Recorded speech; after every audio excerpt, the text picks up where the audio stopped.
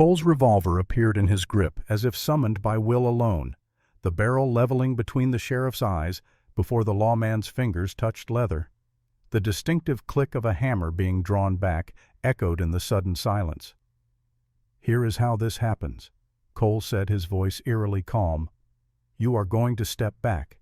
You are going to let the lady and her children walk out of this store, and you are going to remember that some men have nothing left to lose."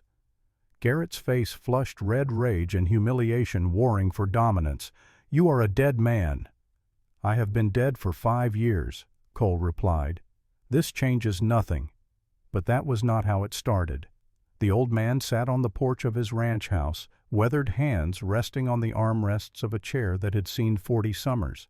The Wyoming sun hung low in the western sky, painting the valley in shades of amber and gold. At 70 years old, Cole Brennan had learned to appreciate these quiet moments, though his eyes still carried the weight of stories untold.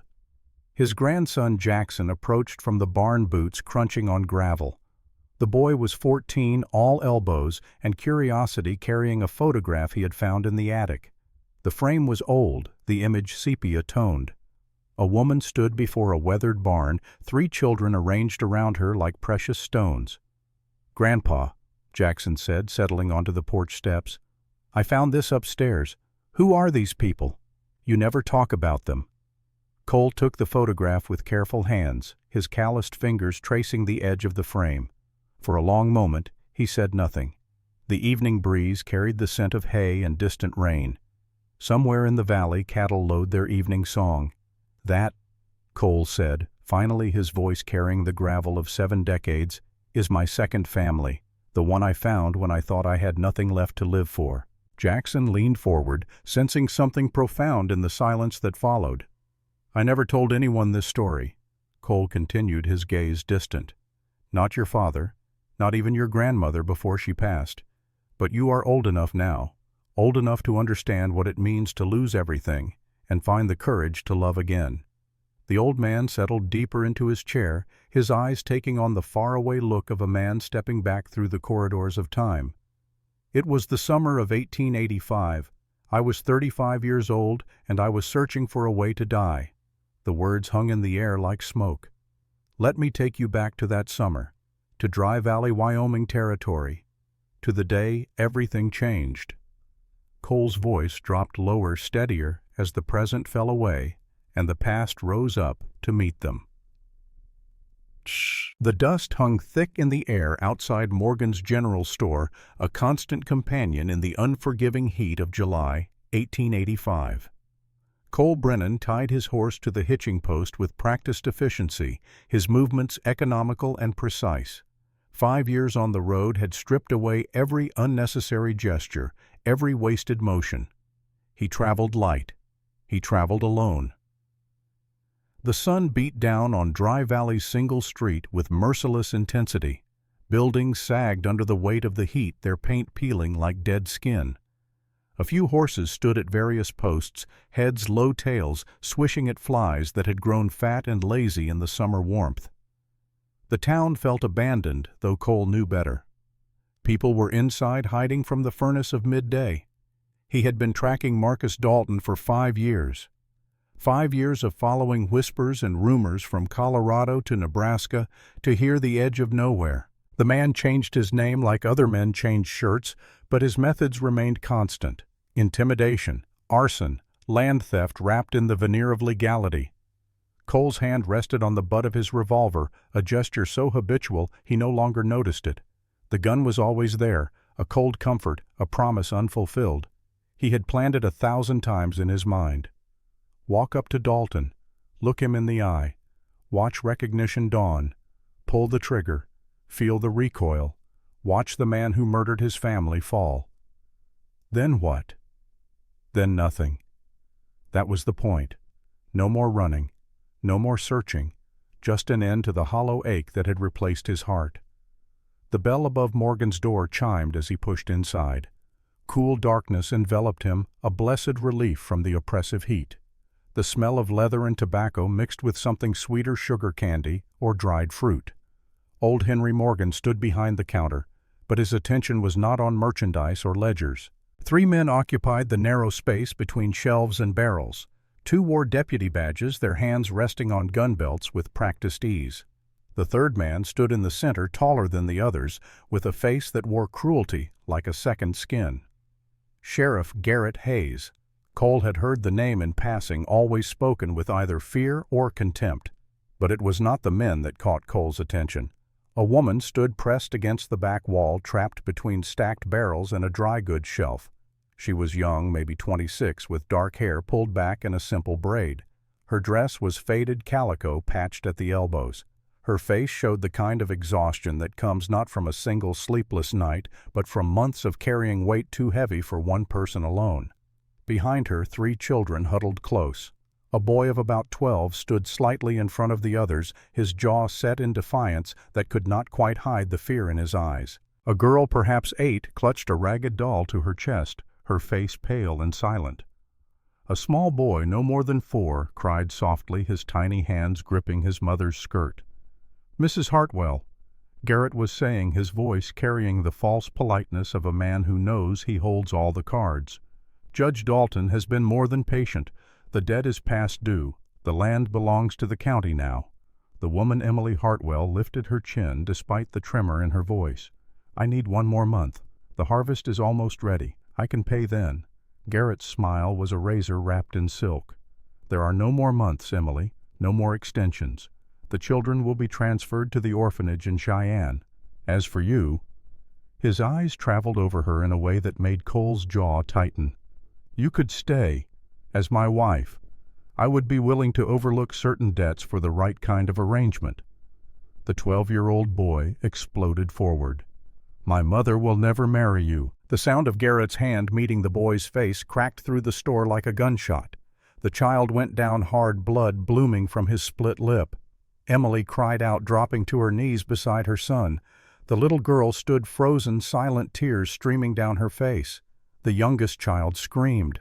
Cole had not planned to intervene. He had not planned anything beyond finding Dalton and ending his own story. But something in that moment, in the sight of those 3 children and their desperate mother, cracked through the ice that had encased his heart for 5 years. "The boy is right," Cole said quietly.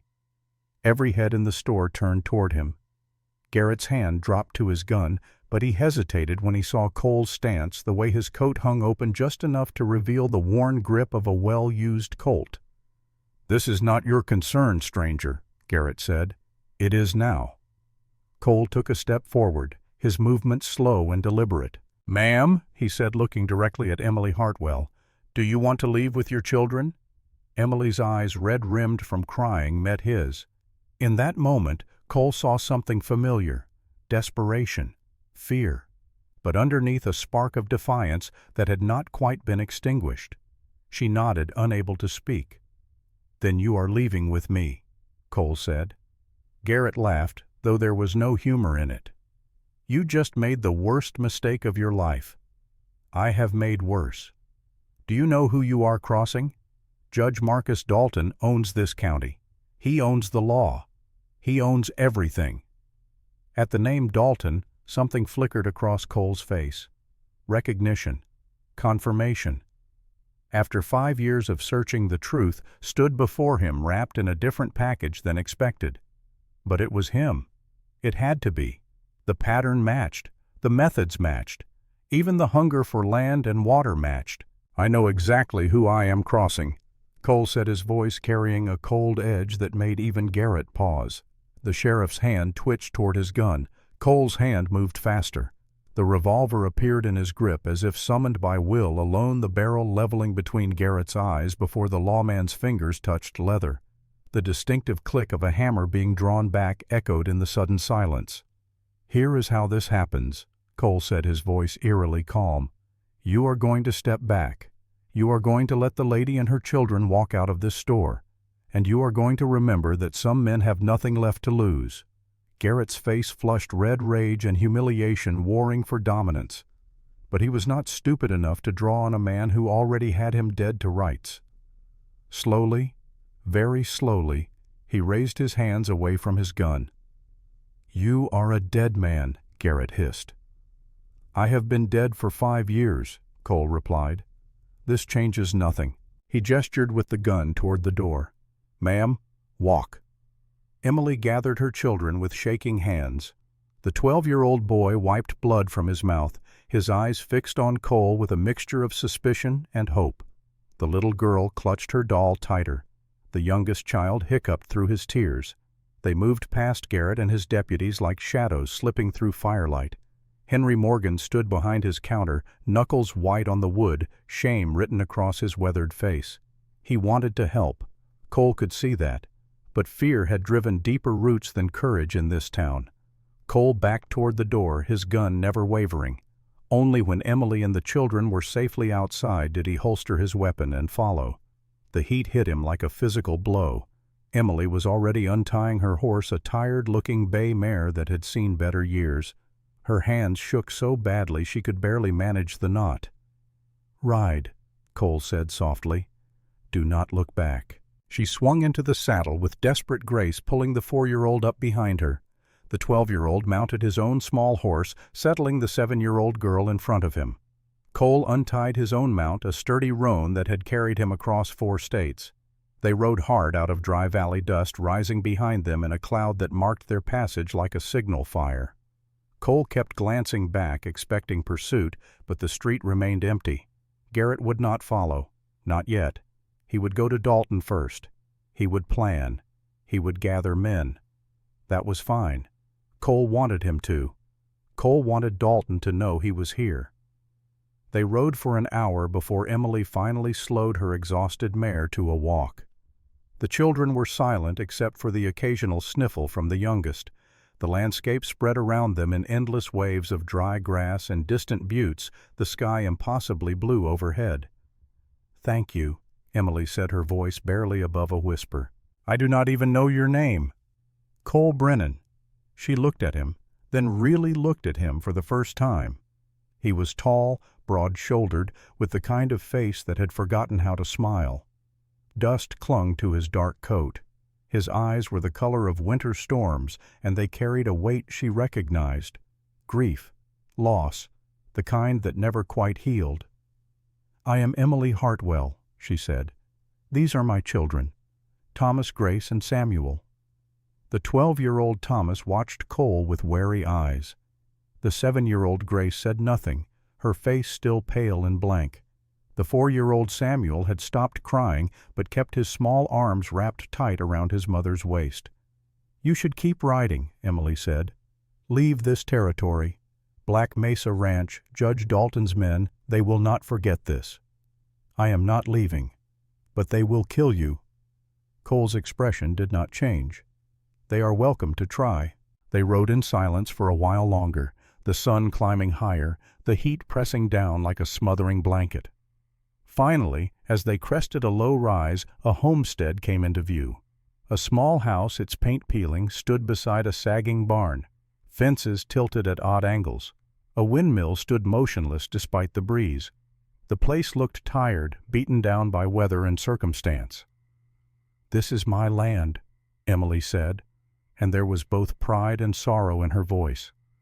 "What is left of it?" Cole studied the property with experienced eyes. The bones were good. The house had been well built once. The barn, though listing, was salvageable. The land itself, he noted, had something precious. A creek, small but flowing, cut through the eastern pasture. In this drought-ridden country, water was worth more than gold. "It could be worse," he said. Emily let out a sound that was half laugh, half sob. "You must be joking." "I am not." He touched a fence post, testing it. "The foundation is solid. Everything else is just neglect. Neglect can be fixed." She stared at him as they dismounted. The children clustered close to their mother, uncertain of this stranger who had saved them, but whose intentions remained unclear. "Why did you help us?" Emily asked. "Back in town, why did you risk your life for people you do not know?" Cole was quiet for a long moment, his gaze distant. When he spoke, his voice carried echoes of old pain. "Because I know what it is like to watch children suffer, and I swore I would never stand by and let it happen again." The words held weight beyond their simple meaning. Emily heard it, the grief underneath. She did not press. You said you were not leaving, she ventured. Where will you go? Cole looked at the small house, the broken fences, the struggling land. Give me 1 week, room and food, nothing else. I will work from sun up to sundown. At the end of the week you decide if I stay. I cannot pay you. I did not ask for payment. Then why would you do this? Cole turned to face her, and for just a moment the iron mask slipped. She saw the man underneath, the one who carried ghosts, the one who had lost everything. Because everyone deserves a chance to save what is theirs, he said quietly. I did not get that chance. Maybe I can give it to you. Emily searched his face, looking for deception, for hidden motives. She found only exhaustion and a kind of desperate sincerity. 1 week, she said. That is all I ask. As the sun began its descent toward the western horizon, Cole Brennan unsaddled his horse and turned toward the work that awaited. Behind him 3 children watched with varying degrees of suspicion and hope. Above them the sky began to shade toward evening, and in Dry Valley, 8 miles distant, a sheriff stood before a judge and delivered news that would set forces in motion no one could stop. The week began before dawn the next morning. Cole was already on the barn roof when the first light touched the eastern sky, prying up rotted shingles and replacing them with salvaged boards he had found stacked behind the structure. The work was methodical, almost meditative. Hammer, nail, test the join, move to the next spot.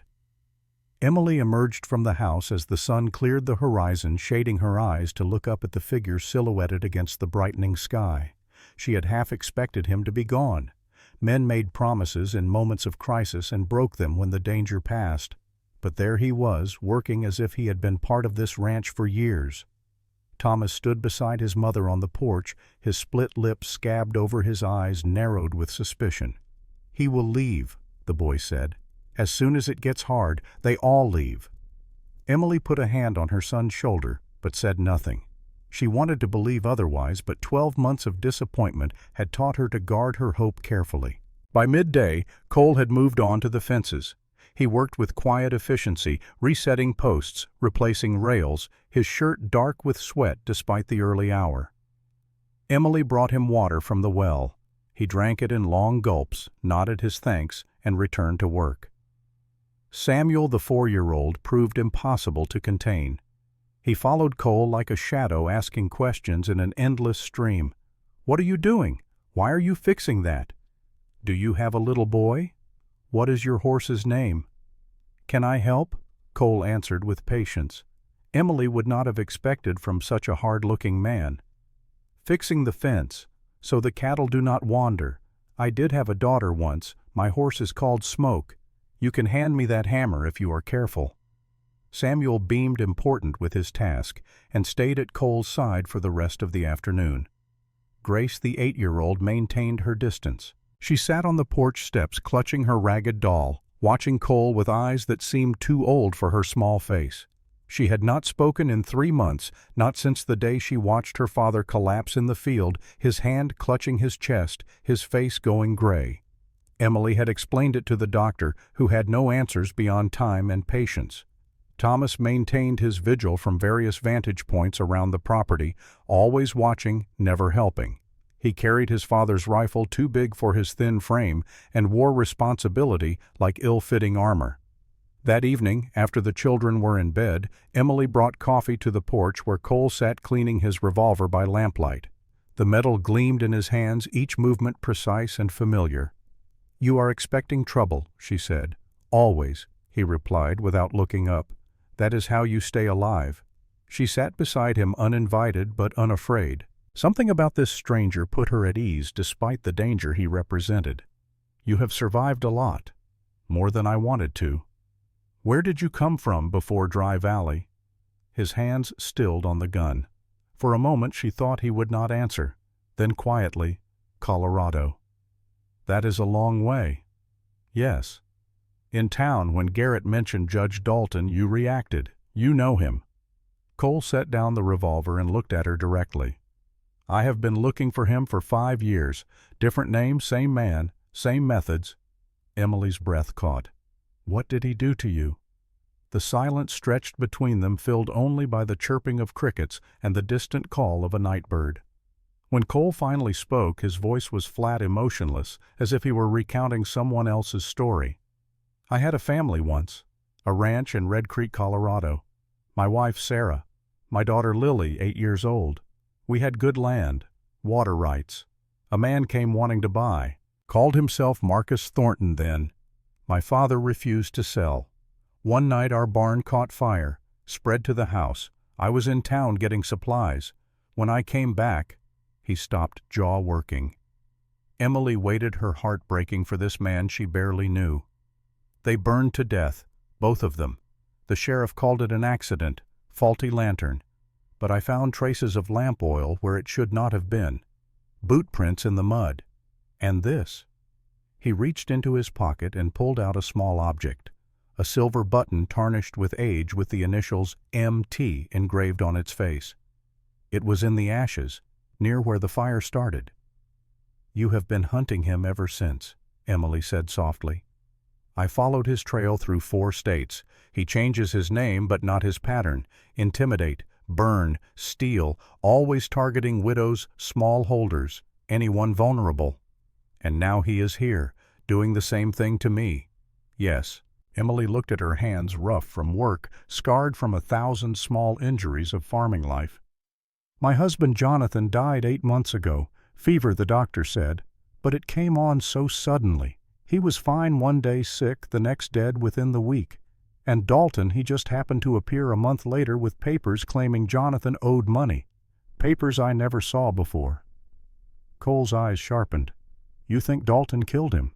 "I do not know. I cannot prove anything. But Jonathan was meticulous about debts. He would never have borrowed from someone like Dalton." "Poison," Cole said quietly. "It is hard to prove, easy to disguise. Looks like natural illness." The enormity of it settled over them both. Marcus Dalton Judge. Marcus Dalton was not just a land thief. He was a murderer, perhaps many times over, and he wore the law like armor, untouchable and confident. "What did you plan to do when you found him?" Emily asked. "Before today, kill him, then die. I had nothing left to live for." And now, Cole looked back at the small house where 3 children slept, unaware of the conversation on the porch. "Now I am not sure. Dying is simple. Living takes more courage." Emily reached out slowly and placed her hand over his. He flinched at the contact as if he had forgotten what human warmth felt like, but he did not pull away. "Thank you," she said, "for helping us, for staying, even if it is just for a week." "It is not just for a week," Cole said, surprising himself as much as her. "I am staying until this is finished, until Dalton is gone and you are safe. That might take more than a week. Then it takes as long as it takes." They sat together in comfortable silence as the stars wheeled overhead, 2 broken people finding unexpected solace in shared purpose. The next morning, Cole was back at work before the sun rose. By the end of the second day, the barn roof no longer leaked. The windmill, coaxed back to life with grease and patience, turned lazily in the breeze, pulling water from the deep well where the drought had not yet reached. Fences stood straight. The chicken coop, which had been listing dangerously, now sat level. On the 3rd day, Thomas finally spoke to him directly. The boy appeared beside Cole as he worked on the corral gate, his expression carefully neutral. "You know what you are doing," Thomas said. "Not a question, an observation." "I grew up on a ranch," Cole replied, not looking up from his work. "The one that burned." Cole paused, then nodded. "My father taught me to work with wood," Thomas said. "Before he died. I was supposed to help him fix all this, but I do not know how to do it alone." "You are not alone." The boy's jaw tightened. "Everyone leaves, or dies. Same thing." Cole set down his hammer and looked at Thomas directly, really looked at him, saw the weight the boy carried, the way he held himself like a man 3 times his age, the fear beneath the bravado.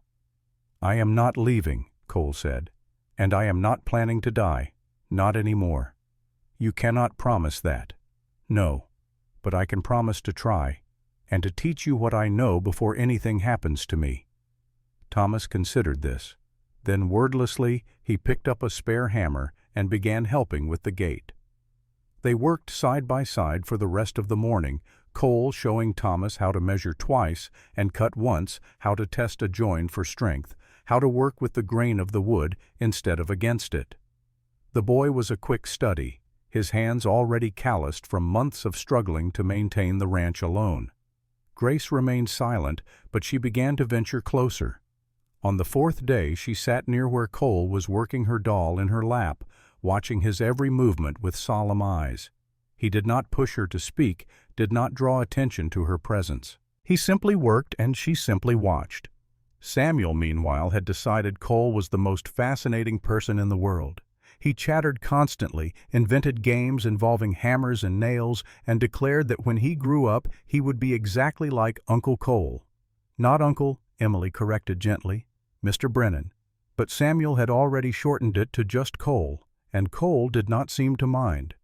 On the evening of the fifth day, as the sun painted the sky in shades of crimson and gold, something shifted. Cole was showing Thomas how to properly shoe a horse when Grace approached the ragged doll clutched in her small hands. She stood there silently until both man and boy noticed her. Thomas started to speak, but Cole raised a hand quieting him. He crouched down, bringing himself to Grace's eye level, and waited. The little girl's mouth worked soundlessly for a moment. Then so quietly it was almost lost in the evening breeze she spoke. "Can you fix Dolly?" The words were hoarse from disuse, barely more than a whisper, but they struck Cole with the force of a blow. He blinked rapidly, clearing his vision. "Let me see," he said gently. Grace held out the doll. One arm hung by threads. The dress was torn. The painted face had worn away to almost nothing. Cole examined it with the same care he would give to fine machinery. "I think I can help," he said. "But I will need some things. Thread, fabric. Do you think your mother has some?" Grace nodded, her eyes never leaving his face. "Then let us go ask her together." That night, by lamplight at the kitchen table, Cole sewed the doll's arm back on with tiny, careful stitches, while Grace watched. Emily provided fabric from an old dress, and together they fashioned a new outfit for the worn toy. Thomas worked on homework at the other end of the table. Samuel had already fallen asleep, curled up on the floor like a puppy. When Cole finished and handed the doll back to Grace, she clutched it to her chest and whispered, "Thank you." Then even more quietly, "Thank you, Pa." The word hung in the air. Emily's hands froze on the dishes she was washing. Thomas looked up sharply. Cole sat very still, afraid that any movement might shatter the moment. "What did you say, sweetheart?" Emily asked softly. Grace looked at her mother, then at Cole. "Pa, he fixed Dolly, like Pa used to." Tears spilled down Emily's cheeks, but she smiled. "Yes, honey, he did." Cole cleared his throat roughly. "I am honored, Grace, but you do not have to call me that if you do not want to." Grace shook her head firmly. "You are Pa now. You take care of us." And with that simple declaration, the 7-year-old girl climbed into Cole's lap doll and fell asleep with her head against his chest. Cole sat frozen, one hand hovering uncertainly before settling gently on the child's back. He looked at Emily, something like panic in his eyes. She smiled through her tears. "You cannot move now," she said, "not until she wakes up." "I was not planning to," Cole said quietly. Thomas watched this scene with conflicting emotions playing across his young face. Then he stood, collected his books, and left the room without a word. Later, after Grace had been carried to bed and the house had settled into sleep, Emily found Cole sitting on the porch again, staring out at the darkness. "Thomas will come around," she said, joining him. "He has taken on the role of man of the house since Jonathan died. It is hard for him to trust that role to someone else." "I understand. I am not trying to replace his father." "I know, but Grace is right. You do take care of us. In a week you have done more for this place than I could do in 6 months. You have given my children something I thought they had lost, hope. I have not done anything special, just work." "You have done everything," Emily said fiercely. Do you know what it was like watching this place fall apart piece by piece, knowing I could not stop it, seeing my children go hungry because the crops failed, living in fear that Garrett or Dalton would come and take everything I had left? You walked into that store and you chose us. You did not have to, but you did. That means everything." Cole was quiet for a long time. "Your husband, Jonathan. Tell me about him." Emily smiled, though sadness colored it. "He was a good man, patient, kind. He never raised his voice to the children. He loved this land. His father homesteaded here, and he was determined to keep it for Thomas. When he died, it was so sudden. One morning he was fine. By evening he could not stand. The fever took him in 3 days." Her voice caught. Grace watched him fall in the field. She ran to him crying for help. By the time I got there, he was unconscious. He never woke up. Grace has not been the same since. "Trauma," Cole said. "She saw something too terrible for a child to process, so she shut down. But she is coming back. Tonight was proof of that. Because of you. Because she feels safe. That is all children really need. Safety and love." "Your daughter," Emily said hesitantly. "Lily. Would you tell me about her?" The night seemed to grow quieter, as if the world itself was holding its breath. "She looked like her mother," Cole said finally. "Same blonde hair, same green eyes. She was fearless, climbed trees, rode horses before she could properly walk. She used to follow me everywhere, asking questions about everything. Why is the sky blue? Papa, where do stars go in the daytime? If I plant pennies, will they grow into dollars?" He smiled, but it was broken thing. She was 8 when she died, the same age Grace is now. "I am so sorry, Cole. I could not save them. I was not there. If I had been home, maybe." "You do not know that. Fire moves fast. You might have died too." "Sometimes I wish I had."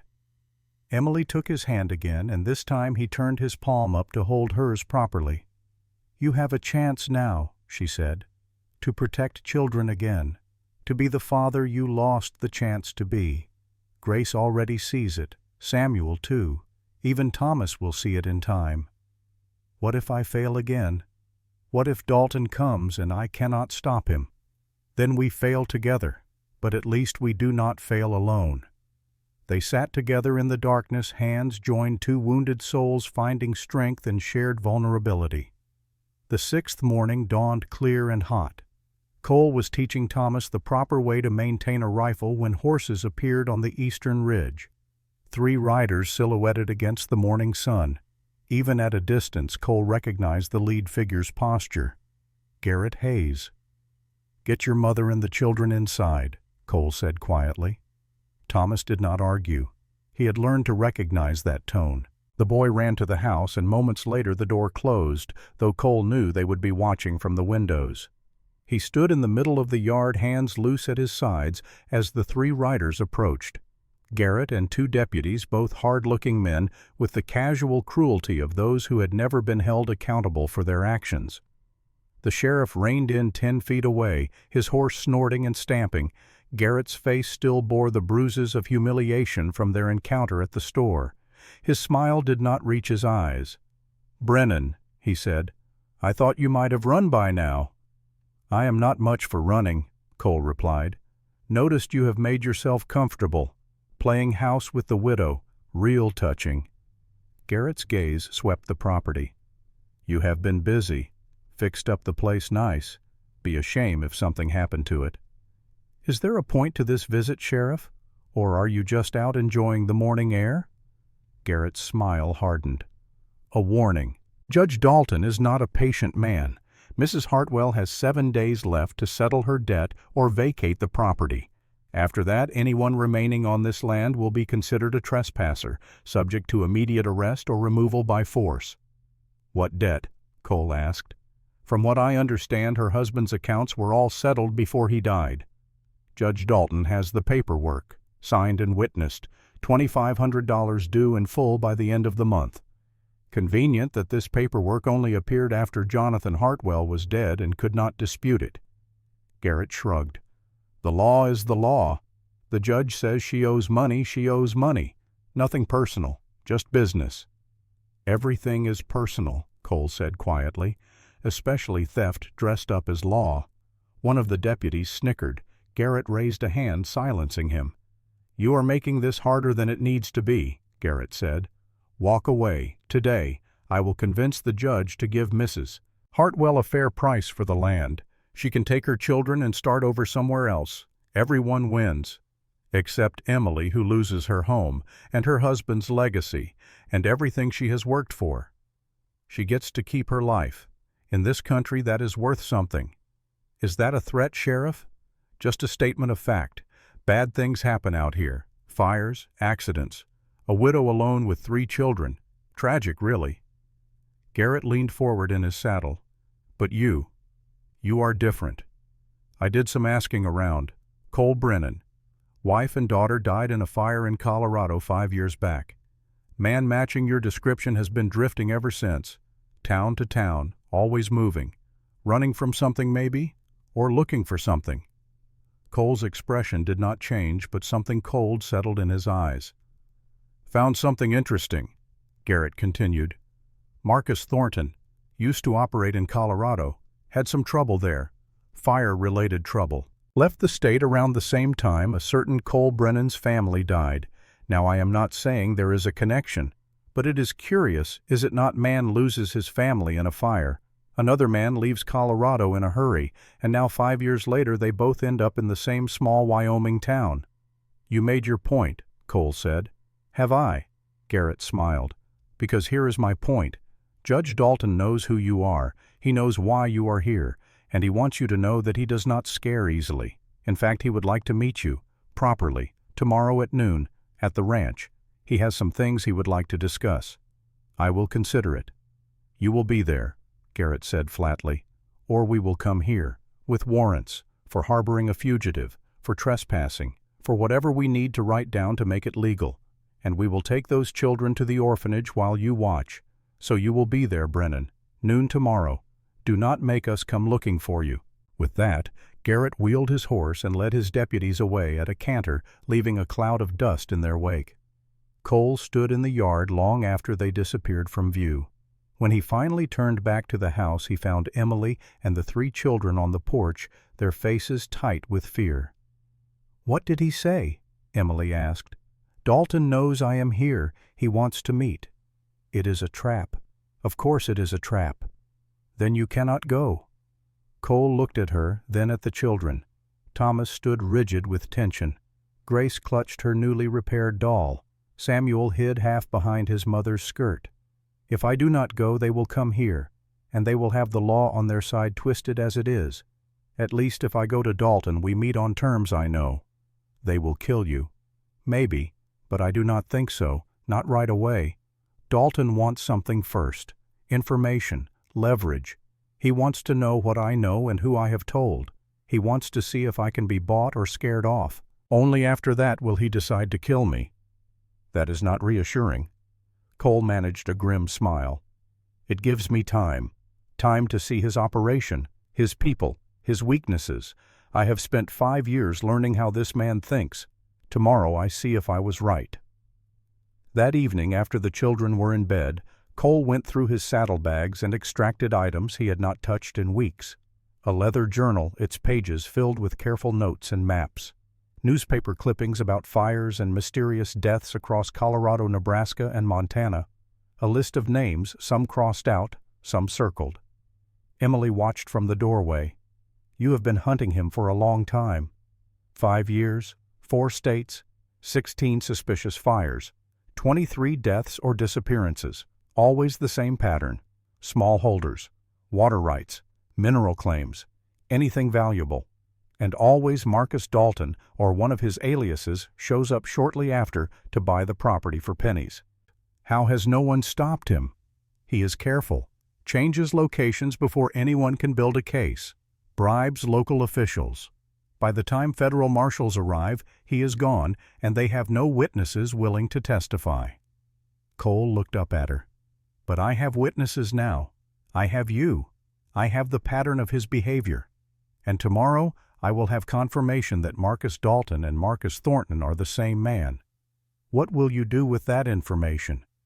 Get it to someone who cannot be bought.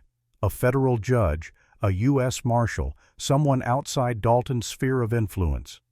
But first you have to survive tomorrow. Yes, first that. Emily sat beside him at the table looking at the evidence of his obsession spread across the worn wood. Cole, be honest with me. Is revenge really what is driving you now, or is it something else? He was quiet for a long time. When Sarah and Lily died, revenge was all I had. It gave me purpose, a reason to keep moving. But these past 6 days, he gestured around the small house. I have remembered what it feels like to build instead of destroy, to protect instead of hunt. Your children, they look at me like I am someone worth trusting, like I matter for something more than just violence. You do matter, Emily said softly, to all of us.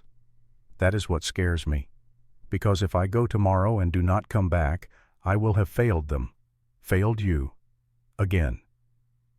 Emily took his face in her hands, forcing him to meet her eyes. You will come back. Do you know how I know? Because you have something to come back for now. That makes you more dangerous than any man who has nothing to lose. You have everything to lose. That will make you careful, smart, and it will make you win. Cole wanted to believe her. He wanted to believe that love could be armor against bullets and malice. But he had learned the hard way that wanting something did not make it true. Still, when she leaned forward and kissed him soft and sure and full of promise, he let himself hope, just for a moment. The 7th morning arrived with the weight of destiny.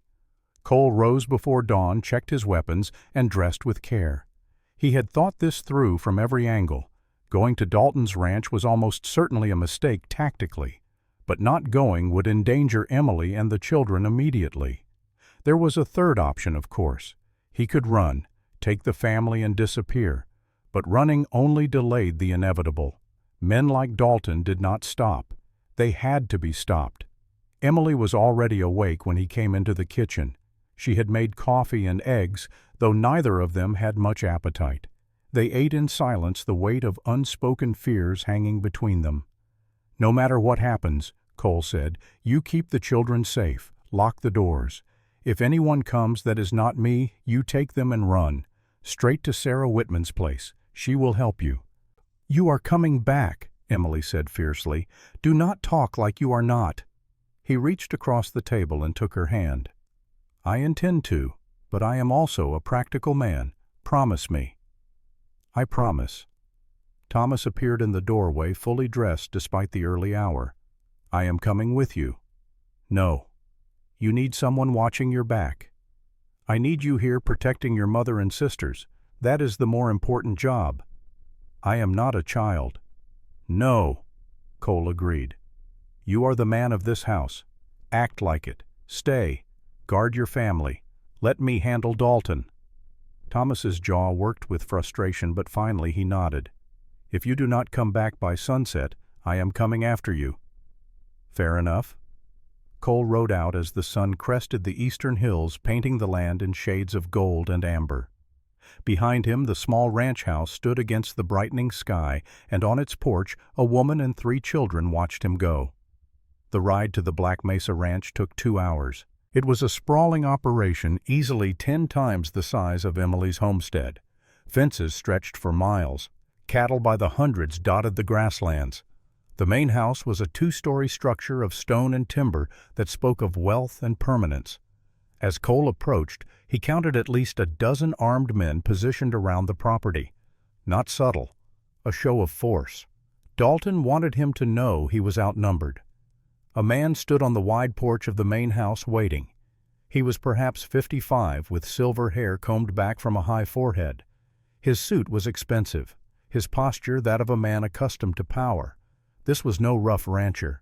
This was a businessman, a politician, a predator in gentleman's clothing. Judge Marcus Dalton. Cole dismounted slowly, his hands visible, his movements non-threatening. He walked forward until he stood at the base of the porch steps, looking up at the man he had hunted for 5 years. Recognition flickered in Dalton's eyes. A slow smile spread across his face. "Cole Brennan," he said, his voice smooth and cultured. "Or should I say Cole Thornton? I always wondered if you died in that fire with your family. Glad to see you survived, though I imagine you wish you had not." The confirmation hit Cole like a physical blow.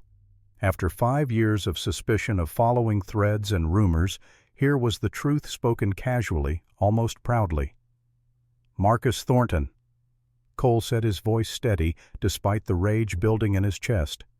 "Or Marcus Dalton, or whatever name you are using this week." Dalton descended the steps with the easy confidence of a man surrounded by armed guards.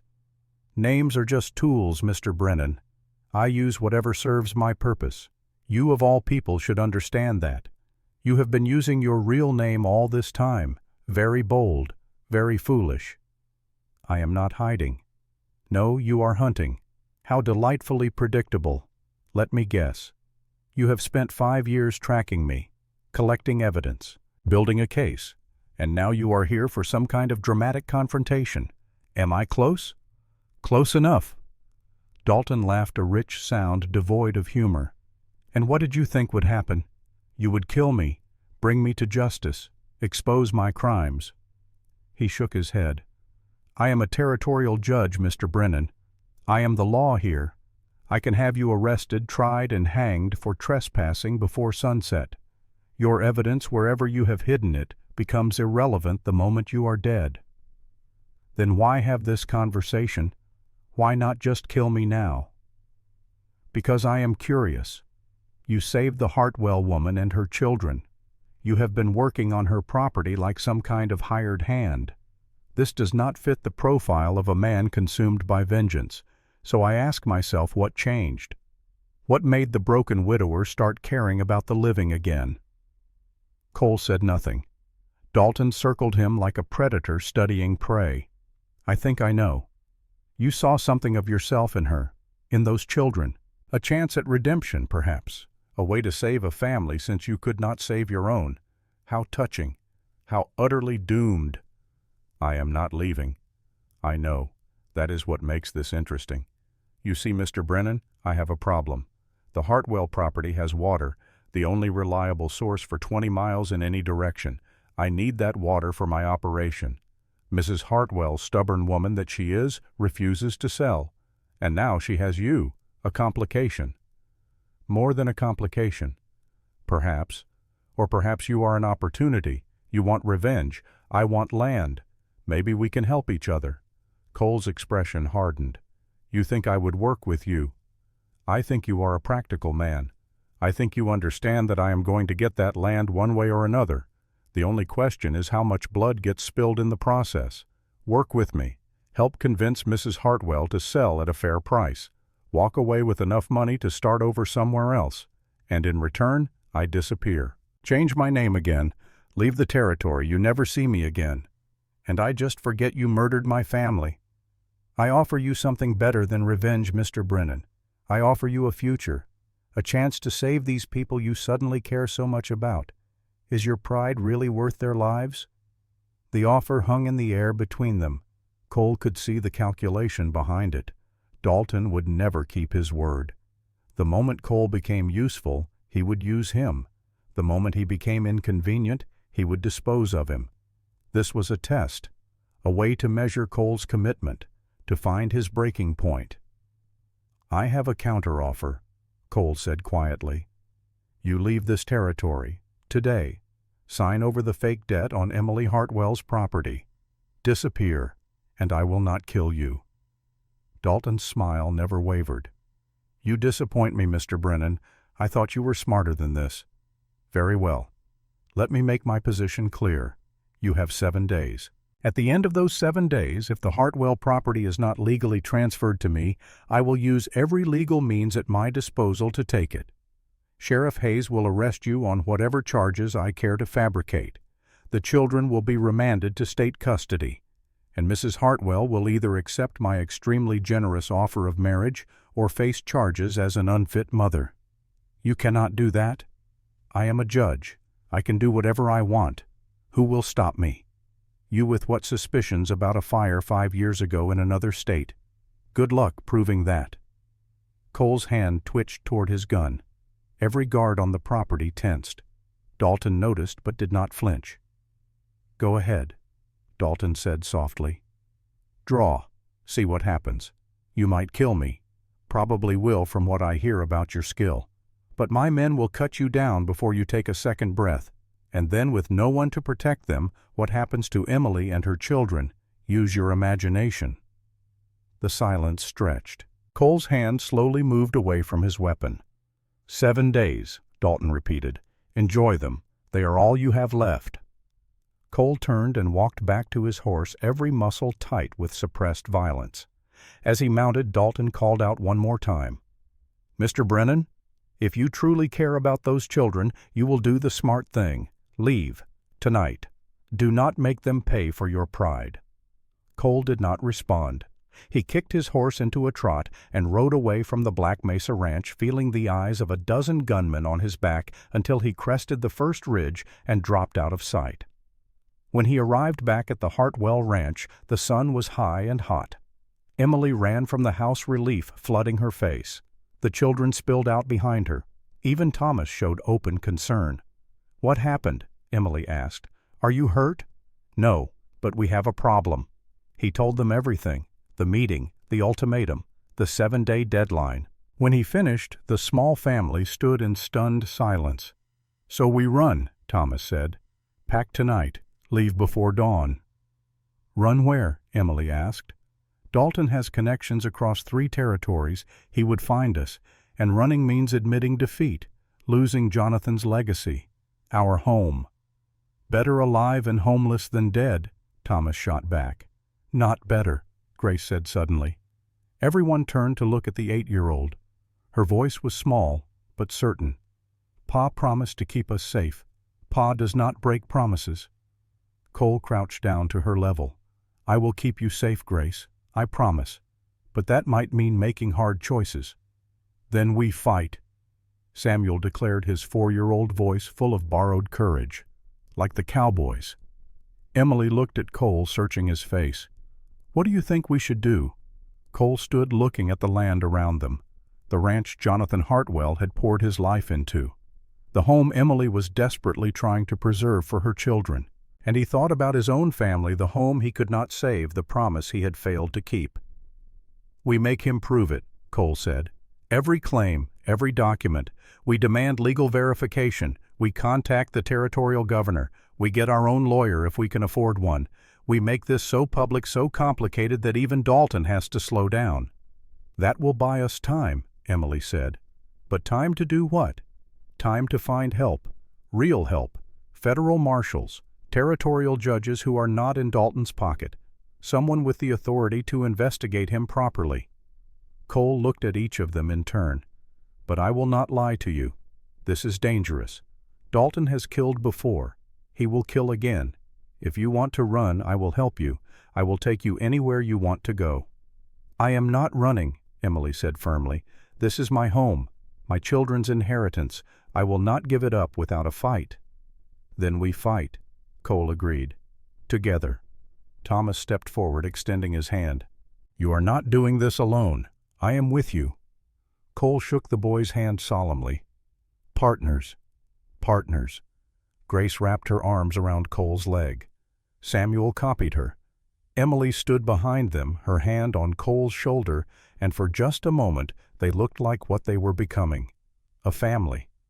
But even in that moment of unity, Cole knew the truth. Dalton would not wait 7 days. He would strike when they were weakest, when they least expected it. The only question was, how soon? As the sun set on the 7th day since Cole Brennan had ridden into Dry Valley, the pieces were all in motion. A wounded family growing into something stronger, a hunter who had found something worth protecting, and a predator who had never met prey that fought back. The war had not yet begun in earnest, but the battle lines were drawn, and there would be no turning back.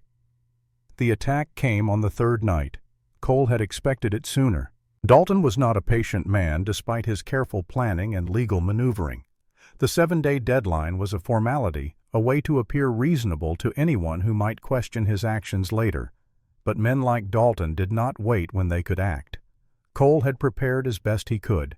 He slept in his clothes boots on gun within reach.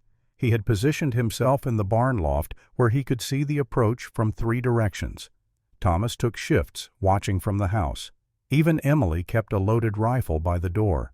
But preparation could only do so much against superior numbers. They came at 2 in the morning when exhaustion made guards drowsy and darkness provided cover. 6 riders moving quietly despite the horses spreading out to surround the small ranch. Cole saw them from his position in the loft silhouettes against the star-filled sky. He did not wait for them to make the first move. His rifle shot split the night, deliberate and high, a warning rather than an attack. The bullet whined over the riders' heads, and immediately the night erupted into chaos. Return fire peppered the barn bullets, thudding into wood and whistling through gaps in the boards. Cole dropped flat, crawling to a different position before rising to fire again. This time, he aimed to hit. A man cried out, tumbling from his saddle. From the house, Thomas's rifle barked. The boy's aim was not as practiced as Cole's, but his shots were close enough to make the attackers think twice about charging blindly. Emily fired from the kitchen window, her hands steadier than they had been a week ago when Cole first taught her to shoot. The attackers quickly realized this would not be the easy intimidation they had planned. One of them shouted orders, and 2 riders peeled away, circling toward the back of the property. Cole saw their intention immediately. While he was pinned in the barn and the family was occupied at the front of the house, these 2 would approach from the blind side, possibly setting fire to the structure or forcing entry through the rear door. He could not allow that. Cole scrambled down from the loft, hitting the barn floor at a run. He burst through the side door just as one of the riders reached the back corner of the house. The man had a torch in one hand, already lit and blazing. Cole's shot took him high in the shoulder, spinning him around and dropping him from the saddle. The torch fell into dry grass and immediately began to spread. The second rider wheeled his horse gun, coming up. Both men fired simultaneously. Cole felt the impact like a punch to his left shoulder, the force of it staggering him backward. But his own shot was true. The rider clutched his chest and toppled forward over his horse's neck. Cole stumbled, his left arm suddenly heavy and useless. Blood soaked through his shirt, warm and wet. The pain was distant, held at bay by the flood of urgency that came with combat. The fire was spreading. He had to stop it before it reached the house. He ran forward, stamping at the flames with his boots, using his good arm to beat at them with his coat. The fire fought back, hungry and eager in the dry summer grass. For a terrifying moment, Cole thought he would lose this battle. The flames would spread, would consume the house just as flames had consumed his home in Colorado, and he would fail again, would watch another family burn because he was not fast enough, not good enough. Then water splashed across the flames. Emily had emerged from the house with a bucket from the well, and she dumped it onto the fire with desperate strength. Another bucket followed this one, carried by Thomas, the boy's face set with determination. Together, the 3 of them beat back the flames until only smoking, blackened earth remained. Cole sagged against the side of the house, his vision swimming. Emily saw the blood and went pale. "You are shot." "It is not bad." Cole lied, though the pain was starting to break through his shock. "How are the children?" "Grace and Samuel are in the root cellar. Thomas is here. The riders left when you shot the second man." She helped him into the house, her strength surprising for such a slender woman. "Sit. Let me see it." Cole lowered himself into a chair while Emily fetched clean cloth and water. Thomas stood guard at the window, his rifle ready, his young face hard with an anger that made him look far older than his 12 years. Emily cut away Cole's shirt with scissors, exposing the wound. The bullet had passed through the meat of his shoulder, missing bone but tearing muscle.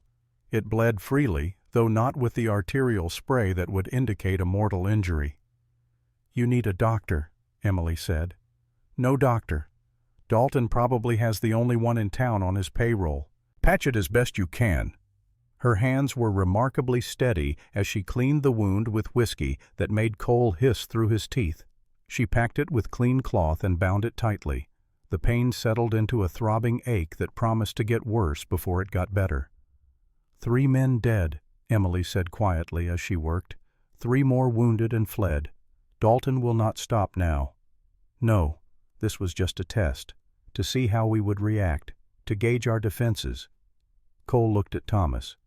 You did well, son. You kept your head and made your shots count. Thomas turned from the window, and Cole saw tears tracking through the dirt on the boy's face. I was scared, he admitted. When I heard you get shot, I thought they had killed you. I thought I was going to watch you die, like I watched Pa die. Come here, Cole said. The boy crossed to him, and Cole reached up with his good arm to grip Thomas's shoulder. Being scared is not weakness. Being scared and doing your job anyway, that is courage. You protected your mother and your sisters. You held your position. You are the reason we are all alive right now. Your father would be proud of you. I am proud of you. Thomas broke then, the rigid control shattering. He buried his face against Cole's good shoulder and sobbed, all the fear and loss and responsibility finally overwhelming the brave facade. Cole held him, this boy who had been forced to become a man too soon, and let him cry. Emily finished bandaging the wound and moved to comfort her son as well, the three of them forming a small island of support in the darkness of the uncertain night. When Thomas had composed himself and been sent to release Grace and Samuel from the cellar, Emily spoke in a low voice meant only for Cole. This will not end, will it? Not until one side or the other is destroyed. No, Cole agreed. Dalton crossed a line tonight. He sent men to kill. That means he has given up on acquiring this property legally. From here on it is war. Then we need help, real help. You said we should contact federal authorities. Yes, but that takes time we may not have. Dalton will strike again, and soon. He knows he wounded me. He knows we are vulnerable. Then I will go, Emily said firmly. What? To Cheyenne, to the federal marshal's office. You are injured. Thomas is needed here to help defend the property. I can ride. I know the way. And a desperate widow begging for help will carry more weight than a letter. Cole wanted to argue, but she was right. The logic was sound, even if every protective instinct in him screamed against letting her ride 60 miles alone through territory where Dalton's influence reached. It is too dangerous, he said. Dalton's men could be watching the roads. Then I will not take the roads. I will ride cross-country, stay off the main trails. I know this land, Cole. I have lived here my whole life. I can do this. Ma, Thomas said from the doorway. He had returned with Grace and Samuel, both children, rubbing sleep from their eyes and looking frightened. You should not go alone. I am going with you, Grace said suddenly. Her voice was small but determined. Absolutely not, Emily said. Yes. Grace clutched her repaired doll. If you go alone and something happens, we will not know. If I am with you, I can ride back for help. 2 people are safer than 1. Pa taught me that. She looked at Cole for confirmation. Cole met Emily's eyes over the children's heads. The idea was risky, but Grace was right about one thing. 2 riders had a better chance than 1, if only because they could watch each other's backs. And Grace, small as she was, could ride well. He had seen her handling the horses around the ranch. I do not like it, Cole said. But if you are determined to go, having Grace along might actually help. A woman and child traveling together will look less suspicious than a lone rider. You could pose as settlers heading to Cheyenne to join family. Emily looked torn, but finally she nodded. We leave at first light, before Dalton's men can regroup. I am staying with Pa, Samuel announced, wrapping his small arms around Cole's leg, to protect him while he is hurt. And I am staying to guard the ranch, Thomas added, standing straighter. Someone has to hold the line. Cole looked at this family, this patchwork group that had somehow become his, and felt his throat tighten. We do this carefully, no unnecessary risks. Emily, you ride hard to Cheyenne. Find Marshal William Crawford if he is still stationed there. Tell him everything. Names, dates, the attack tonight, all of it. If he cannot come immediately, get a written statement from him that you can use with local authorities. How long should I plan to be gone? 2 days there, 1 day to handle business, 2 days back. 5 days total. Can you manage that? Emily nodded. I will take enough supplies for a week in case of delays. The rest of the night passed in tense vigilance. No further attacks came, but none of them slept. When the first gray light of dawn touched the eastern sky, Emily and Grace prepared to depart. Emily wore her most practical dress and had packed light. Grace carried only her doll and a small bundle of food. They would travel fast, stopping only when necessary. Cole gave Emily his spare revolver and showed her again how to load and fire it. "If anyone stops you, play the part," he instructed. "Frightened widow, lost child, harmless travelers. Do not mention Dalton or me unless you are absolutely certain you can trust who you are talking to." "I understand." Cole crouched down to Grace's level. The little girl looked at him with solemn eyes. "You take care of your mother. Understand, you are her lookout. You watch for danger, and you warn her. Can you do that?" "Yes, Pa. Yes." He pulled her into a gentle hug, mindful of his injured shoulder. "You are the bravest little girl I have ever known. Your father would be so proud of you." When they rode out, Samuel cried, clinging to Thomas. The older boy held his little brother and watched their mother and sister disappear into the morning light with an expression that was far too adult for his young face. Cole stood beside them, his good hand resting on Thomas's shoulder. "They will be back," he said with more confidence than he felt. "Your mother is strong and smart, and Grace has courage enough for 10 children her age." "I know," Thomas said quietly, "but I am still scared." "So am I," Cole admitted. "So am I." The day passed with agonizing slowness. Cole's shoulder throbbed with every movement, the pain a constant companion. Thomas insisted on changing the bandage at midday, his hands surprisingly gentle as he cleaned the wound and applied fresh cloth. The boy was learning doctoring the way he had learned everything else in the past months, through necessity and grim determination. Samuel stayed close to Cole all day, his usual chatter subdued. He seemed to sense that the adults were worried, and his 4-year-old mind translated that into a need to be near, to be reassured by physical presence, if not words. As evening approached, a rider appeared on the western ridge. For a heart-stopping moment, Cole thought it was one of Dalton's men returning. But as the figure drew closer, he recognized the horse and rider. Sarah Whitman, their neighbor, approached at an easy canter. She dismounted near the porch, her weathered face showing concern. "I heard shots last night. Came as soon as I could get away without drawing attention. What happened?" Cole told her, keeping his voice low so Samuel would not hear all the details. Sarah's expression darkened as she listened. "That bastard," she muttered. "Pardon my language, but Marcus Dalton is the devil himself. He killed my David sure as if he had pulled a trigger, and now he is trying to kill you too." "We are managing," Cole said. Sarah snorted. "You are shot. Emily and Grace are gone on a dangerous ride, and you are left here with 2 children to defend this place against however many men Dalton can throw at you. That is not managing. That is barely surviving." She reached into her saddlebag and pulled out a wrapped bundle. "Food. And this." She produced a second revolver. "David's gun. I want you to have it. You might need more than one before this is over." Cole accepted the weapon, checking its action and finding it well maintained. "Thank you, Sarah. You did not have to do this." "Yes, I did. David would want me to. And besides, you are the first person in this valley brave enough or crazy enough to stand up to Dalton. That deserves support." She looked around the property. "How bad is your shoulder? Can you still shoot?" "Well enough." "Then I am staying, at least for tonight. An extra pair of eyes and hands. No arguments. You need help whether you are too proud to ask for it or not." That night, Sarah proved her worth. She cooked a proper meal for the first time since Emily had left, settled Samuel into bed with a story about brave cowboys and loyal horses, and took first watch while Cole and Thomas tried to rest. But rest proved elusive. Every sound outside brought Cole fully alert, his hand reaching for his gun before he fully processed whether the noise was threat or innocuous.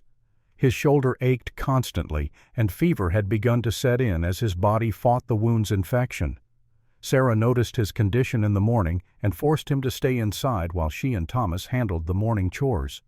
Cole hated the weakness, hated being unable to contribute, but his body demanded rest, whether his pride accepted it or not. The second day passed much like the first. No attacks came, which worried Cole more than if Dalton had struck again. Silence meant planning. It meant Dalton was gathering resources for something bigger than a midnight raid. On the third day, a visitor arrived who changed everything. Cole was on the porch cleaning his revolver despite Sarah's protests that he should be resting when he spotted the lone rider approaching from the east. The man wore a badge that caught the sunlight. As he drew closer, Cole recognized the uniform of a county deputy, but not one he had seen before. The deputy reined in at a respectful distance, hands visible and away from his weapon. He was young, maybe 25, with a face that had not yet learned the hard cynicism that marked men like Garrett Hayes. "Mr. Brennan," the deputy called. "That is me." "My name is Deputy Frank Morrison. I am not one of Sheriff Hayes's regular men. I work out of the Territorial Office in Cheyenne, helping where I am needed. I heard about the attack on this property, and I came to see if you needed assistance." Cole studied the man carefully. This could be a trick away for Dalton to get someone inside their defenses, but something in the deputy's demeanor suggested genuine concern. "Who sent you?" Cole asked. "No one sent me. I heard talk in town about a judge using hired guns to run a widow off her land, about a stranger who stood up to Sheriff Hayes. I do not much care for corruption, Mr. Brennan, even when it wears a badge." Sarah emerged from the house rifle in hand. "I know him," she said quietly to Cole. "Frank Morrison. He grew up 2 counties over. His father was a circuit judge, honest one. The boy has a reputation for being straight." Cole relaxed slightly but kept his hand near his gun. "What kind of assistance are you offering, Deputy?" "Information, mostly, and maybe a witness if things go bad. I cannot act officially against a territorial judge, but I can make sure the right people in Cheyenne know what is happening here. I can file reports that cannot be buried or ignored." "That could cost you your job, maybe your life."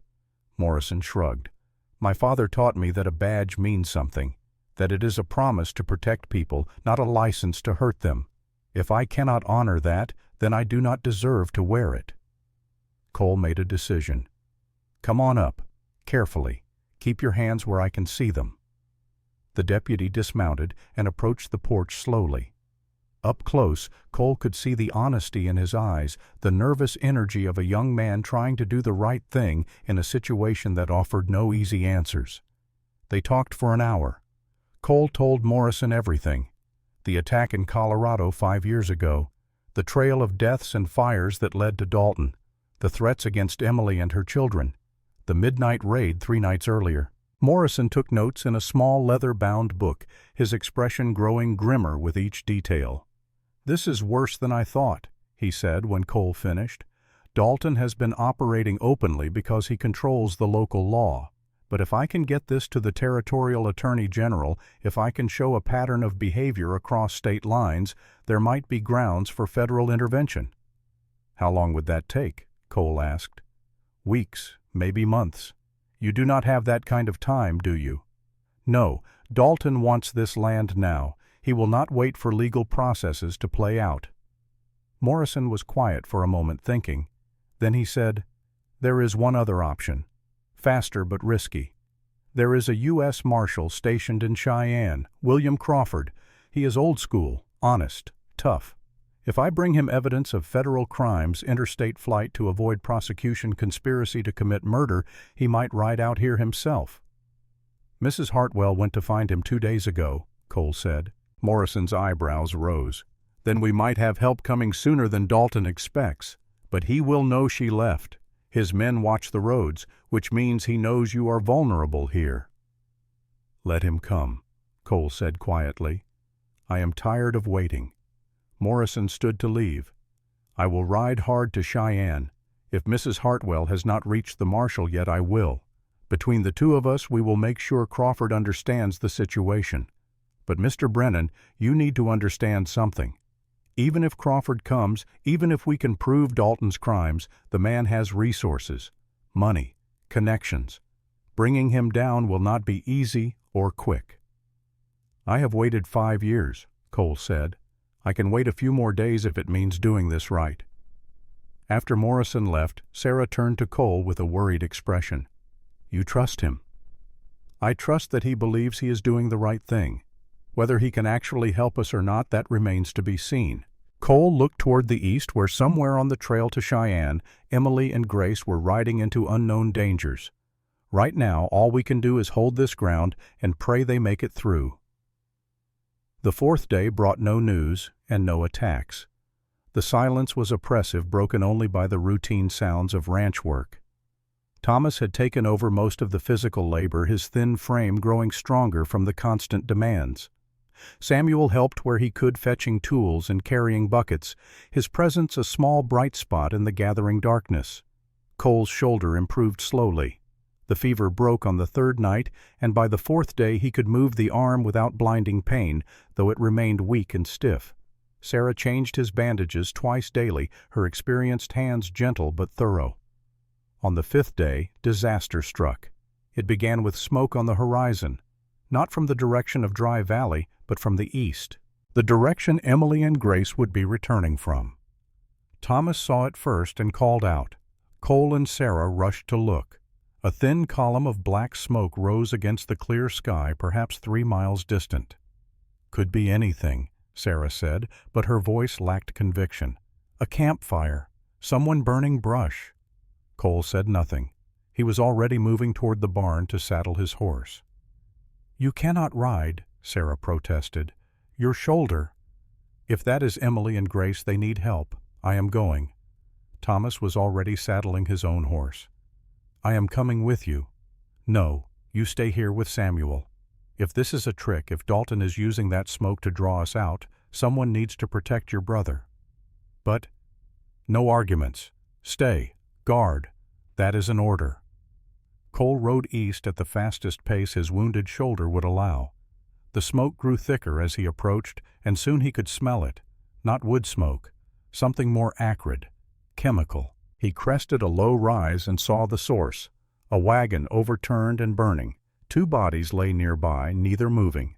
And standing beside the wreckage, unhurt but clearly shaken, were Emily and Grace. Relief flooded through him so powerfully it nearly unseated him from the saddle. They were alive. Both of them. He urged his horse forward, calling out their names. Emily looked up, and the expression on her face stopped him cold. Not relief, fear, warning. "Cole, no, it is a trap." The words had barely left her mouth when riders emerged from the brush on 3 sides, 6 men all armed, all with guns drawn, and at their center, sitting calmly on a magnificent black stallion, was Garrett Hayes. "Afternoon, Brennan," the sheriff said pleasantly. "Appreciate you riding out to meet us. Saved us the trouble of coming to get you." Cole's hand moved toward his gun, but Garrett was faster.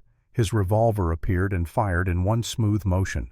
The bullet took Cole's horse in the chest. The animal screamed and went down, throwing Cole clear. He hit the ground hard, his wounded shoulder exploding in fresh agony. Before he could rise, 2 men were on him, pinning his arms and stripping away his weapons. He fought despite the pain, but injured and outnumbered. He lasted less than a minute before they had him secured with his hands bound behind his back. Emily struggled against the man holding her, but he was twice her size and barely noticed her efforts. Grace stood frozen, her doll clutched to her chest, tears streaming down her face. Garrett dismounted and walked over to where Cole lay gasping in the dirt. "You have caused me a lot of trouble, Brennan. Judge Dalton is not pleased. He does not like complications, and you are the biggest complication this valley has seen in years." "Let them go," Cole managed through gritted teeth. "This is between me and Dalton." "Oh, I do not think so.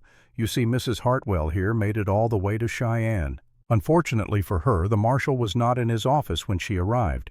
She left a message with his deputy, but we have friends there too. We knew exactly what she was doing, and while she waited, certain interested parties informed us of her presence. We have friends everywhere, Brennan, even in places you think are safe." Cole looked at Emily, saw the devastation on her face. She had tried. She had risked everything to get help, and she had been betrayed by the very system that was supposed to protect her. "The marshal will come," Emily said, her voice shaking but defiant. "I left a message. I told him everything." "Yes, you did.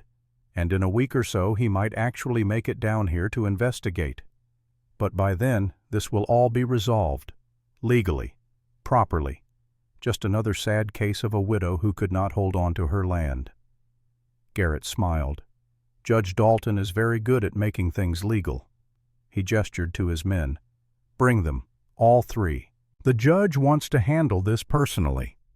They were hauled onto horses, Cole barely able to stay upright with his hands bound and his shoulders screaming. Emily and Grace were placed together on one mount, a guard holding the reins. The procession headed west toward the Black Mesa Ranch. The ride took nearly an hour. Cole used the time to assess his options and found them desperately limited. He was injured, disarmed, and outnumbered. Emily and Grace were hostages, ensuring his cooperation. Even if he could somehow escape running, would leave them in Dalton's hands. He needed a different approach. He needed to buy time until help arrived, if help was coming at all. The Black Mesa Ranch looked different in the harsh afternoon sun. Less impressive, more like what it was, a fortress built on theft and murder maintained by fear and corruption. Marcus Dalton waited on the porch, dressed as immaculately as before. He descended the steps as they approached, his expression pleasant, almost friendly. "Mr. Brennan, Mrs. Hartwell, young Grace, welcome to my home. I wish the circumstances were more pleasant, but you have rather forced my hand." "You do not have to do this," Emily said. "Please, the children. They have done nothing wrong." "You are absolutely right. The children are innocent, which is why I am prepared to be merciful. Sign over the deed to your property. Mrs. Hartwell and I will allow you and your children to leave, alive, unharmed. You can start fresh somewhere far from here." "And Cole?" Emily asked. "Ah, well, Mr. Brennan is a different matter. He has committed crimes, trespassing, assault on a peace officer, harboring a fugitive since he is himself wanted for questioning in Colorado regarding that unfortunate fire. He will have to face justice." "Your version of justice," Cole said. "The only version that matters here." Dalton produced a document from his coat. "Mrs. Hartwell, this is a standard property transfer. Sign it, and everyone goes home." Emily looked at Cole. He could see the question in her eyes. What should I do? He wanted to tell her to sign, to save herself and the children, to walk away while she still could. But he knew Dalton, knew how the man operated. The moment Emily signed, she became a liability rather than a useful tool. Dalton would not let her live to tell the story of how she was coerced. "Do not sign," Cole said quietly. Garrett hit him across the face hard enough to snap his head to the side and split his lip. "You do not get a vote." Dalton held up a hand, stopping further violence. "Actually, I am curious about Mr. Brennan's reasoning. Please enlighten us. Why should Mrs. Hartwell refuse a generous offer that would save her life and her children's lives?" "Because you will kill her anyway," Cole said, blood running from his mouth. "She knows too much. She went to the federal marshal. Even if she signs, even if she promises to keep quiet, you cannot trust that. So you will kill her, probably make it look like an accident, and the children will disappear into an orphanage somewhere far away where they cannot ask uncomfortable questions." Dalton's smile never wavered, but something cold flickered in his eyes. "You have a very cynical view of human nature, Mr. Brennan." "I have a realistic view of your nature." "Fair enough." Dalton turned to Emily. "So, what will it be?" "Mrs. Hartwell, take a chance that I am an honorable man and sign or refuse and guarantee consequences for everyone you love." Emily was shaking, tears streaming down her face. Grace pressed against her mother, silent and terrified. The moment stretched time, seeming to slow. Then Emily did something that surprised everyone. She laughed, not hysterical laughter, but genuine amusement mixed with despair. "You want to know something funny?" she said. "I brought my husband's rifle to Cheyenne, left it at the marshal's office, along with the bullets that killed 3 of your men. Deputy Morrison took samples. He is running ballistic tests. When they match your guns, when they prove your men attacked my property, there will be no hiding it, not even for a territorial judge." Dalton's expression darkened. "Morrison, that meddling boy, I will deal with him." "You will try," Emily said, "but he is already back in Cheyenne by now, filing reports, making copies, sending telegrams to the territorial capital. You might have friends, Dalton, but you do not own everyone, and the ones you do not own are starting to pay attention. For the first time, Cole saw genuine anger flash across Dalton's face. The mask of civility cracked, revealing the ruthless predator beneath. "Very well," Dalton said softly. "If you will not cooperate, then we do this the hard way." He nodded to Garrett. "Take them to the old line shack, the one by the canyon. Hold them there while I decide what to do with them." "What about the boys?" Garrett asked. "Thomas and Samuel, they are still at the ranch." "Leave them for now. They are children. They cannot threaten us. We will collect them after this is resolved." Cole felt his blood run cold. After this is resolved meant after Emily, Grace, and he were dead. The boys would be orphaned, easy pickings for Dalton's legal machinations. They were hauled back onto horses and led away from the main ranch toward a more remote part of Dalton's vast property. The line shack was old, barely more than 4 walls, and a roof used for housing ranch hands during cattle drives. It sat near the edge of a deep canyon, isolated and far from help. Inside they were bound and left with a single guard, a hard-faced man who said nothing but watched them with cold eyes. The door was barred from outside. The single window was too small to climb through, and it looked out over a 50-foot drop into the canyon. As the sun began to set, painting the sky in shades of red and orange, Cole tested his bonds and found them solid. His shoulder throbbed with renewed intensity. Emily sat with Grace in her lap, both of them silent now, past tears. "I am sorry," Cole said quietly. "This is my fault. I brought this on you." "No," Emily said firmly. "Dalton brought this on us. You tried to save us. You did save us for a time. You gave us hope. That is more than we had before. Hope is not much good if we die here. Then we make sure we do not die." She looked at him directly. "You survived 5 years hunting this man. You survived Colorado. You survived the attack on the ranch. You are a survivor, Cole Brennan.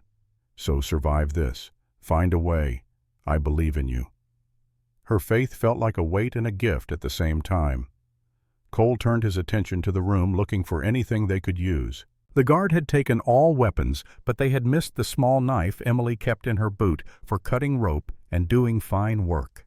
It was tiny, barely 3 inches of blade, but it was something. Cole worked his way closer to her, the movement awkward with his hands bound. "Can you reach your knife?" She tried contorting her body, but with her hands tied behind her and Grace sitting on her lap, she could not manage the angle. "I cannot.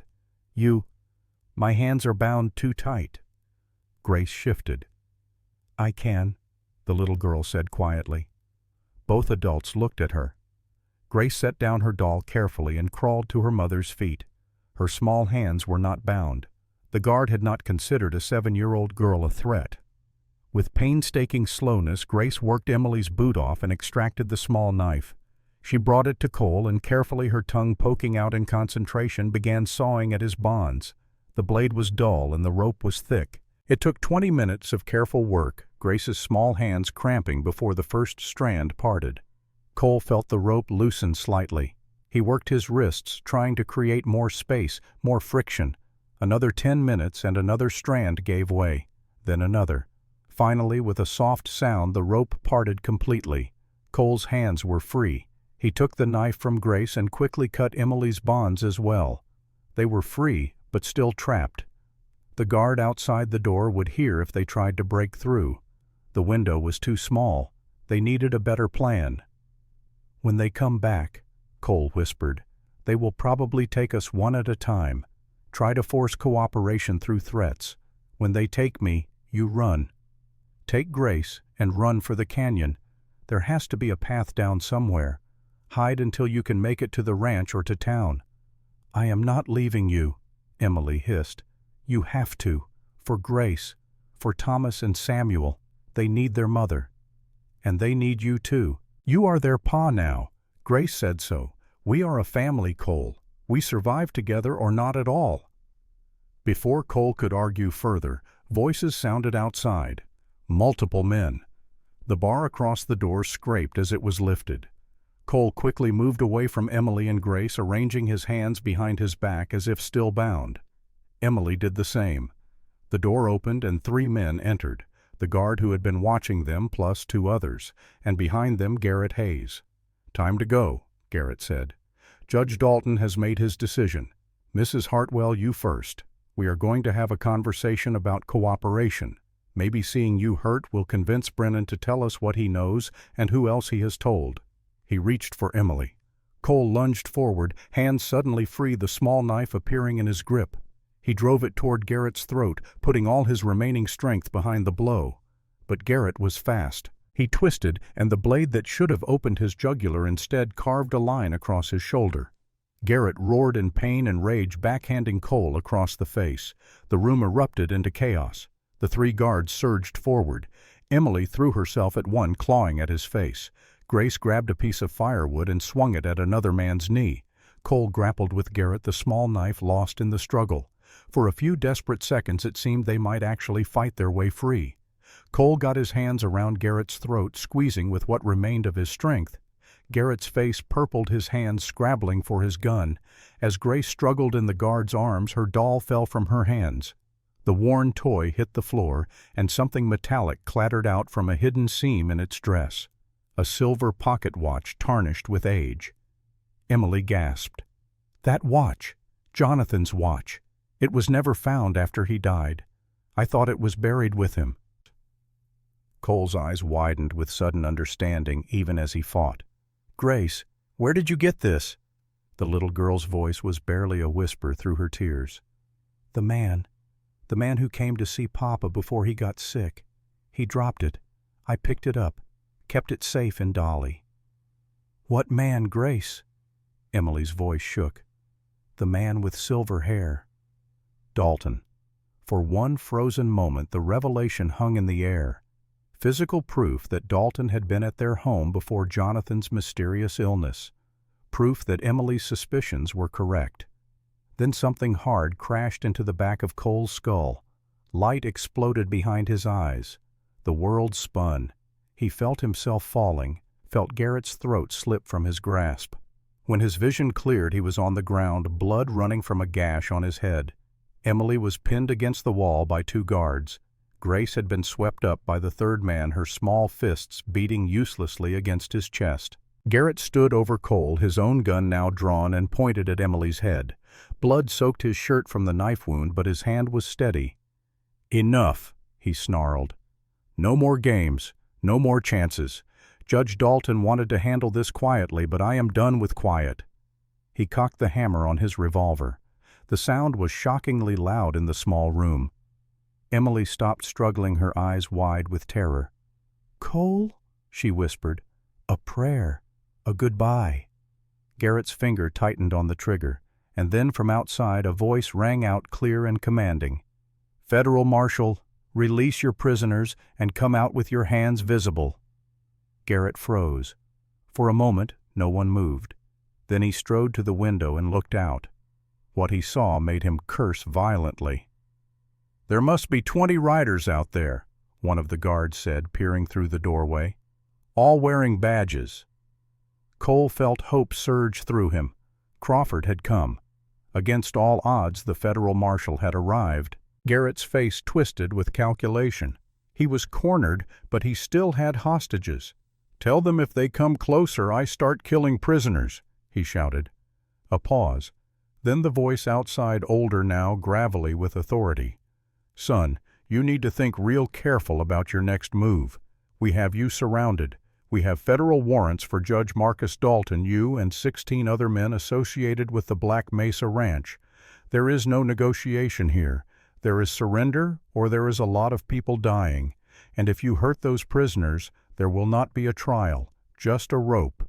Choose wisely." Garrett looked around the room at his 3 men. Cole could see the calculation in his eyes. How loyal were they, loyal enough to die here? The answer came when one of the guards slowly raised his hands and stepped away from Emily. "I am not dying for Dalton, not today." The second guard followed suit. "Me neither." That left only Garrett and the man holding Grace. Garrett's gun swung between Cole and Emily, unable to decide which target would give him more leverage. "Let the child go," Cole said quietly. "Use me as your hostage if you need one, but let Grace go." For a moment Garrett considered it. Then, with a snarl of rage, he threw down his gun and raised his hands. "Fine. You win this round. But Dalton will never see a day in prison. He is too connected, too protected." "We will see about that," Cole replied. The door burst open and federal marshals poured in, weapons drawn. They quickly secured Garrett and his men, removing them from the shack. Emily rushed to Grace, sweeping her daughter into a fierce embrace. Cole tried to stand and nearly collapsed as the world tilted around him. Strong hands caught him. He looked up into the weathered face of a man in his late 50s with a badge pinned prominently to his vest. "Marshal William Crawford," the man said. "You must be Cole Brennan. You look like hell, son." "Feel worse than I look," Cole managed. "Let us get you to a doctor. Then you can tell me everything." Crawford looked around the room, taking in the blood, the signs of struggle. "But from what I am seeing, and from what Deputy Morrison and Mrs. Hartwell told me, I think I already have a pretty good idea of what has been happening here." As they helped Cole outside into the cool evening air, he saw the full force Crawford had brought. Not just 20 riders, closer to 30. Federal marshals, territorial militia, and deputized citizens. An overwhelming show of force. And in the center of the group, hands bound and face twisted with impotent rage, sat Marcus Dalton on his black stallion. The judge was surrounded by armed men, any thoughts of escape or influence clearly futile. Crawford followed Cole's gaze. "We caught him trying to flee. Had 2 saddlebags full of gold and documents. Looks like he was planning to run to Mexico. Instead, he is going to stand trial." "He will buy his way out," Cole said. "He has money, connections." "Not this time. See your Emily. She is a smart woman. She did not just go to my office. She stopped at the territorial governor's office first, told her story to a secretary there who happens to be the governor's niece. That young lady took it straight to her uncle. By the time Emily got to me, I already had orders from the governor himself to investigate. And when a governor takes personal interest in a case, connections do not mean much." Cole felt tears prick his eyes. Emily had done it. Against all odds, she had navigated the system and found the right people to help. He looked over to where she stood with Grace, both of them wrapped in blankets provided by one of the marshals. Emily met his eyes across the distance and smiled. Despite everything they had been through, despite the terror and pain, she smiled. And Cole smiled back. They rode back to the Hartwell Ranch in a convoy, the federal marshals ensuring their safety. Thomas and Samuel came running out when they saw the approaching horses, and the reunion between Emily and her sons was tearful and joyous. Grace told the story of their adventure with wide-eyed excitement, the trauma already beginning to transform into a tale of bravery in the mind of a child. Sarah Whitman emerged from the house, relief flooding her face when she saw they were all safe. Deputy Morrison arrived shortly after having ridden hard from Cheyenne to be part of the final confrontation. That night, crowded into the small house with half a dozen federal marshals standing guard outside, the family finally felt safe for the first time in months. Thomas helped Cole into a chair while Emily prepared a proper meal for their guests. Samuel sat on Cole's lap, unwilling to let the man out of his sight. Grace showed everyone her repaired doll and explained how it had brought them luck. Marshal Crawford took detailed statements from everyone building his case against Dalton brick by brick. The evidence was overwhelming. The attempted murder of Cole, the coercion of Emily, the arson attacks, the forged documents, and thanks to Morrison's foresight, ballistic evidence linking Dalton's men to the deaths during the ranch attack. "He is done," Crawford told Cole as they sat on the porch later that night. "Even with the best lawyers money can buy, he cannot beat this. There are too many witnesses, too much physical evidence, and now that the governor is involved, no judge in the territory will dare side with him." What about the other men? The ones who worked for him? Most will take deals, testify against Dalton in exchange for lighter sentences. Garrett Hayes is likely looking at 20 years minimum. Some of the others might do less if they cooperate fully. Cole nodded slowly. 5 years of hunting. 5 years of pain and loss and desperate searching. And it was over. Not the way he had planned, not with his own hands around Dalton's throat, but over nonetheless. "How do you feel?" Crawford asked. "Empty," Cole admitted. "I thought I would feel satisfaction, relief, something, but I just feel empty." "Revenge is like that. It never fills the hole it is supposed to fill. But you know what does." Crawford gestured toward the house where through the window they could see Emily teaching Grace and Samuel a card game while Thomas watched with a smile. "That. Family. Purpose. Building something instead of destroying." "I did not build this," Cole said. "I just protected it." "You built more than you know. Those children look at you like you hung the moon. That woman looks at you like you are her salvation. Whether you meant to or not, you built a family here. Now you just have to decide if you are going to stay and be part of it or if you are going to drift again." The question hung in the air. Cole looked through the window at the people inside. His people now, if he chose to claim them. "I am staying," he said quietly, "for as long as they will have me." Crawford clapped him on the shoulder, careful to avoid his injury. "Good man. The world has enough ghosts. It needs more fathers." The trial in Cheyenne took 3 weeks. Cole and Emily testified, as did Thomas Sarah Whitman and a dozen other witnesses from Dry Valley and beyond. The prosecution laid out a damning case connecting Dalton to crimes spanning 5 years and 3 states. Dalton's defense team argued procedural issues, questioned witness credibility, and tried every legal maneuver available. None of it worked. The evidence was too solid, the testimony too consistent, and the judge appointed by the territorial governor specifically for this case was immune to intimidation. The verdict came on a hot afternoon in late August. The courtroom was packed beyond capacity, people standing along the walls and spilling out into the hallway. The jury had deliberated for 8 hours. Cole sat beside Emily, his hand gripping hers so tightly his knuckles had gone white. Thomas sat on his other side, back rigid with tension. Across the aisle, Marcus Dalton sat in his expensive suit, flanked by 2 federal marshals. His face showed no emotion, but Cole noticed the slight tremor in the man's hands. Judge Harrison called for order, though the room was already silent with anticipation. "Has the jury reached a verdict?" The foreman, a weathered rancher from Laramie County named John Sullivan, stood slowly. He held a piece of paper, but his hands were steady. "We have your honor. On the charge of murder in the first degree in the death of Jonathan Hartwell, how do you find the defendant?" A pause that seemed to stretch for eternity. "Guilty." Emily let out a sob. Cole closed his eyes, feeling the first crack in the wall he had built around his heart. "On the charge of murder in the first degree in the deaths of Sarah Brennan and Lily Brennan, how do you find—" Sullivan's voice was stronger now. "Guilty." One by one the charges were read.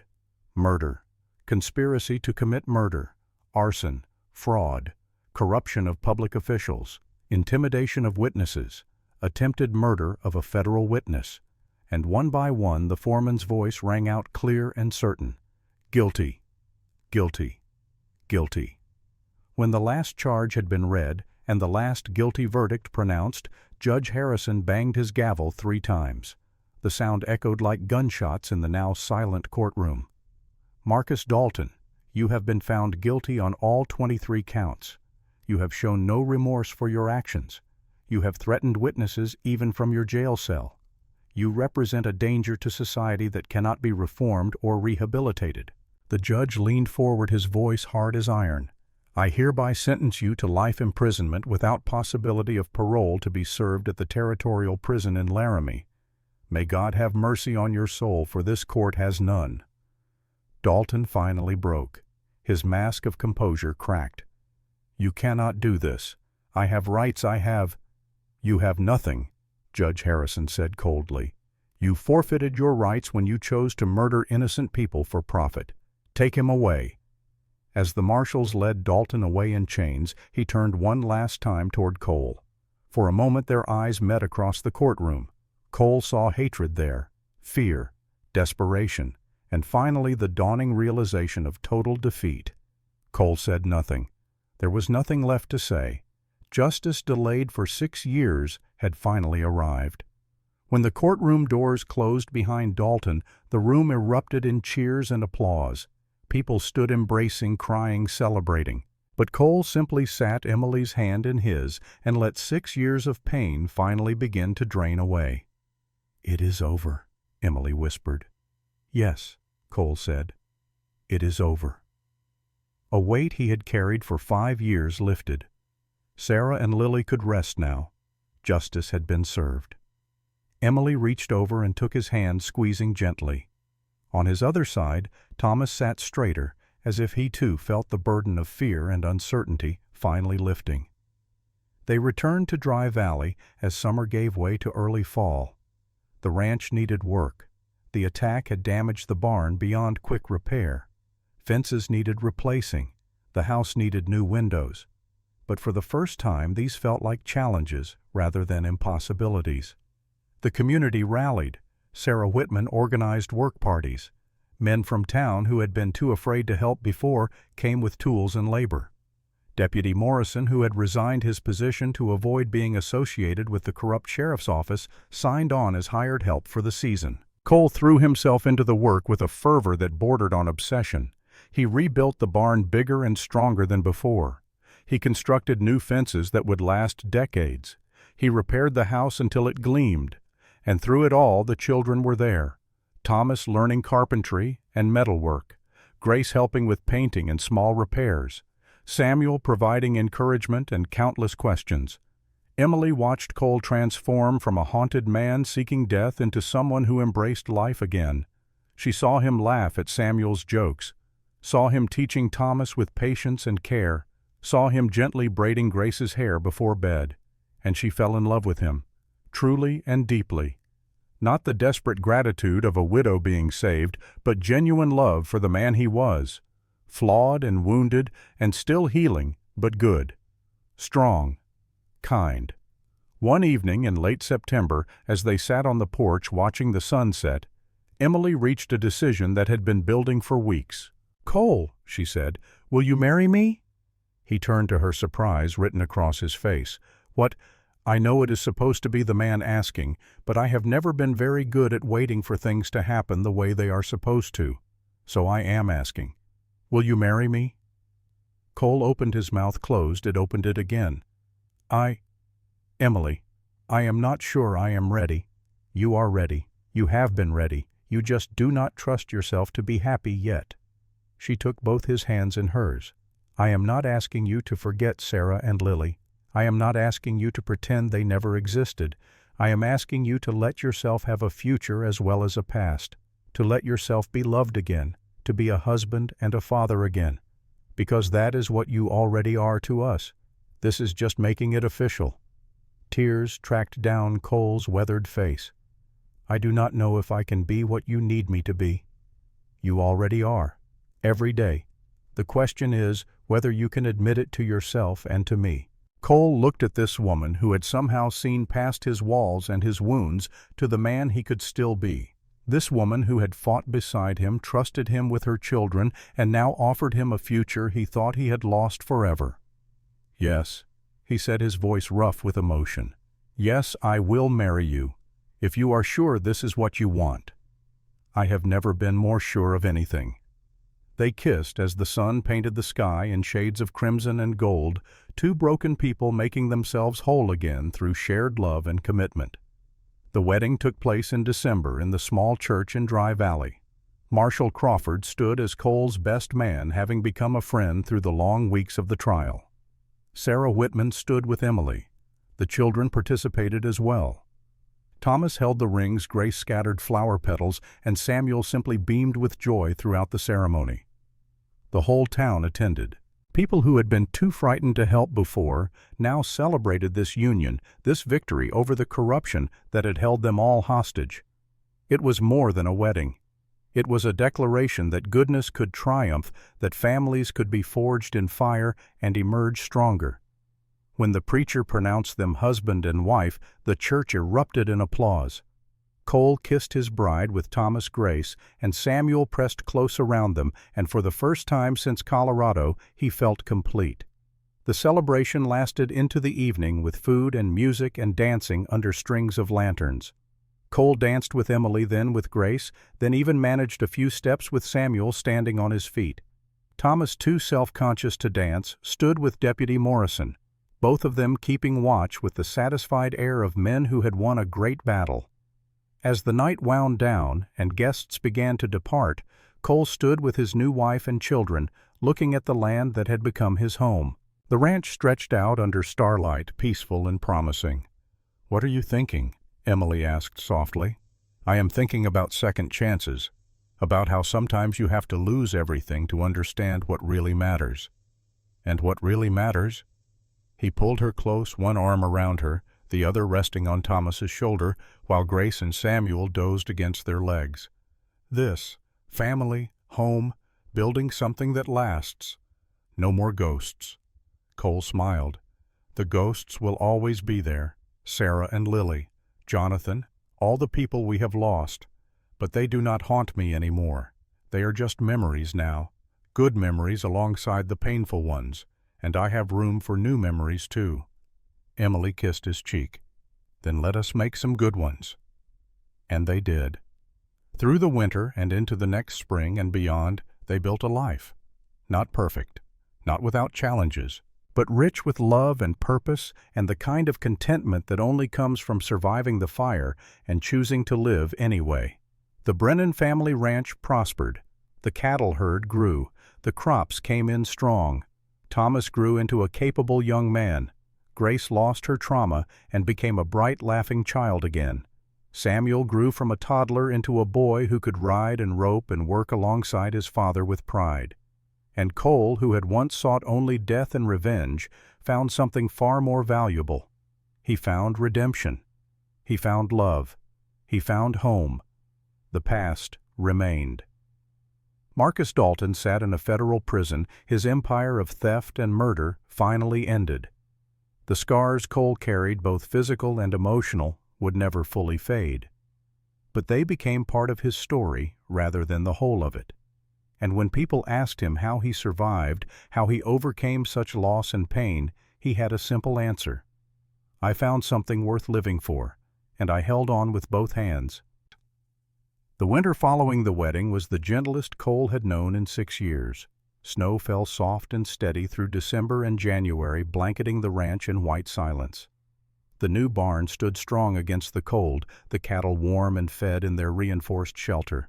Inside the house a fire burned constantly in the hearth, and the rooms echoed with the sounds of a family learning to be whole again. Thomas had grown 3 inches since summer. At 13 he was nearly as tall as Cole, his shoulders broadening with the constant physical work. He still carried the seriousness of a boy forced to become a man too young, but laughter came easier now. He had started courting the blacksmith's daughter in town, a shy girl named Rebecca, who blushed whenever Thomas spoke to her. Grace, now 9, had blossomed into a chatterbox, who narrated her entire day in breathless detail each evening. The silent, traumatized child who had clutched her doll and refused to speak was gone, replaced by a girl who asked endless questions and had opinions on everything. Her doll still sat on a shelf in her room, carefully preserved, but she no longer needed it for comfort. Samuel had appointed himself the ranch's unofficial greeter. Any visitor, expected or not, would be met by the 5-year-old bursting from the house with questions and observations. He followed Cole everywhere, mimicking his walk and his work habits with the dedication of a devoted apprentice. Emily moved through her days with a contentment that still surprised her when she stopped to notice it. She had loved Jonathan deeply, and his loss had nearly broken her. But Cole had shown her that the heart had room for more than one love, that healing did not mean forgetting. She wore her wedding ring alongside the one Jonathan had given her, honoring both the past and the present. Cole himself had changed in ways both subtle and profound. The haunted look that had shadowed his eyes for 5 years had faded. He smiled readily now, even laughed at Samuel's elaborate tales about the horses and their supposed adventures. The anger that had driven him across 4 states had transformed into something gentler. Purpose instead of vengeance, building instead of hunting. But one piece of the transformation remained incomplete. In late January, Cole brought it up over breakfast. I want to adopt the children legally, make it official in the eyes of the law. Emily paused, her coffee cup halfway to her lips. You do not have to do that. They already think of you as their father. I know, but thinking it and having it written down are different things. If something happens to me, if I get sick or hurt, I want there to be no question about my legal standing. I want to be able to make decisions for them, protect them. He looked at Thomas, Grace, and Samuel, who had stopped eating to listen. If you all want that, I will not force it. Samuel's hand shot up like he was in school. I want it. Can I be Samuel Brennan? Grace nodded vigorously. Me too. Grace Brennan sounds pretty. Thomas was quieter, his expression thoughtful. What about Pa Jonathan Hartwell? If we take your name, does that mean we are forgetting him? Cole met the boy's eyes directly. No, it means you are honoring him by becoming part of a family he would have wanted you to have. Your father will always be your father. I am not replacing him. I am just adding to what he started. You can keep his memory and still have a new beginning. Both can be true at the same time. Thomas considered this for a long moment. Then he nodded. Okay, I want to be a Brennan too. The legal process took 2 months.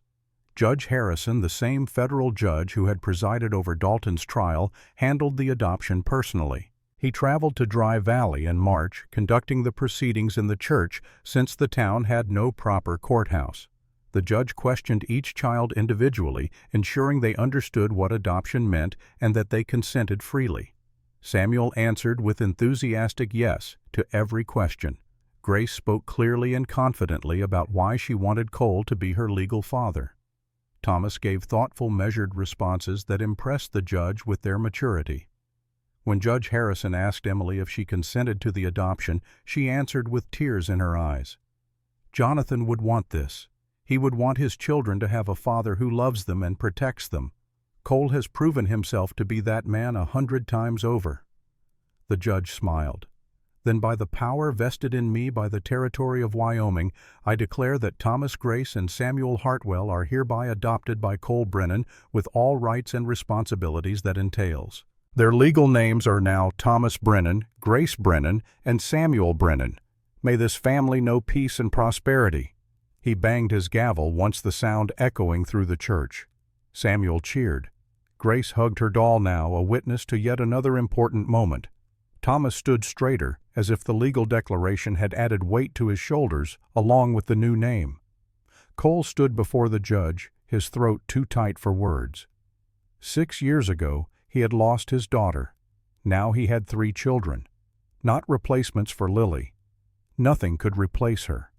But new souls entrusted to his care, new chances to be the father he had not been able to be when it mattered most. That evening, Sarah Whitman hosted a celebration dinner at her home. Marshall Crawford attended, having made the trip from Cheyenne specifically for the occasion. Deputy Morrison brought a store-bought cake from the bakery, a rare extravagance.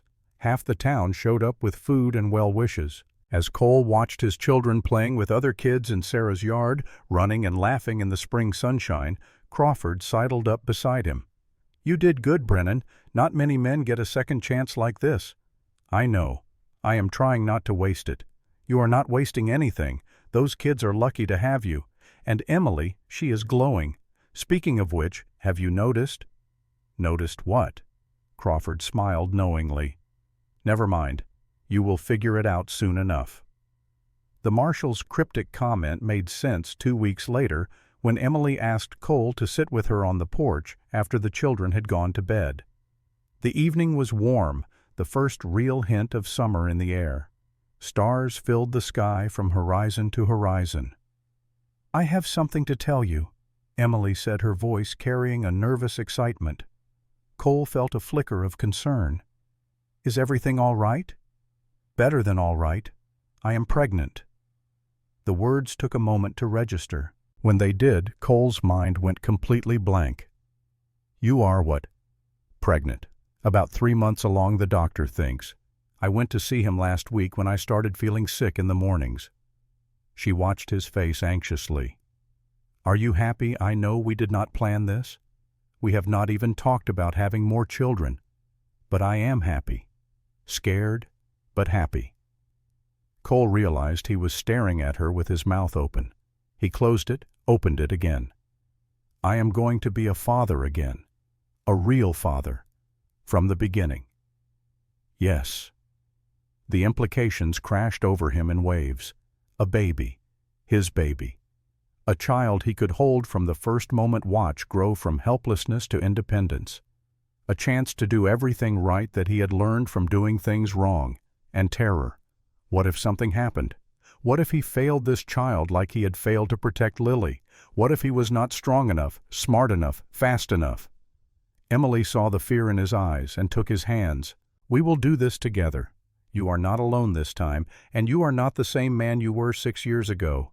You have grown, healed. You can do this. What if I cannot?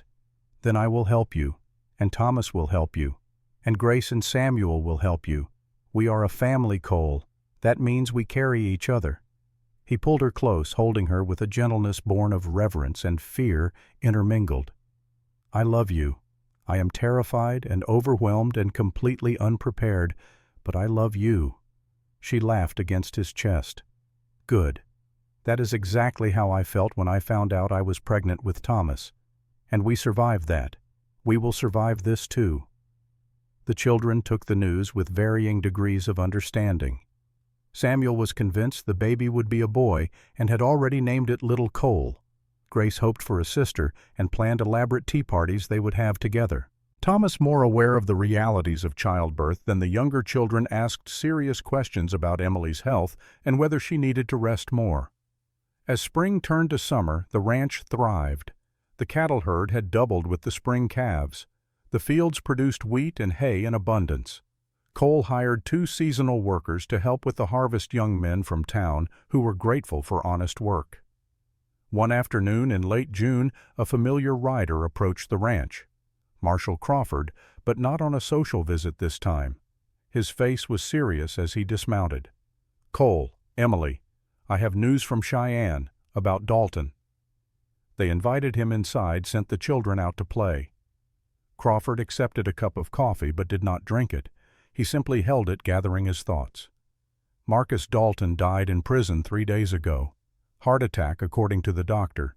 He was eating dinner and just collapsed, dead before he hit the floor. Cole felt nothing at first. Then a strange mix of relief and disappointment. So he is gone. He is gone. His sons tried to appeal his conviction right up to the end, claiming new evidence, procedural errors, anything they could think of.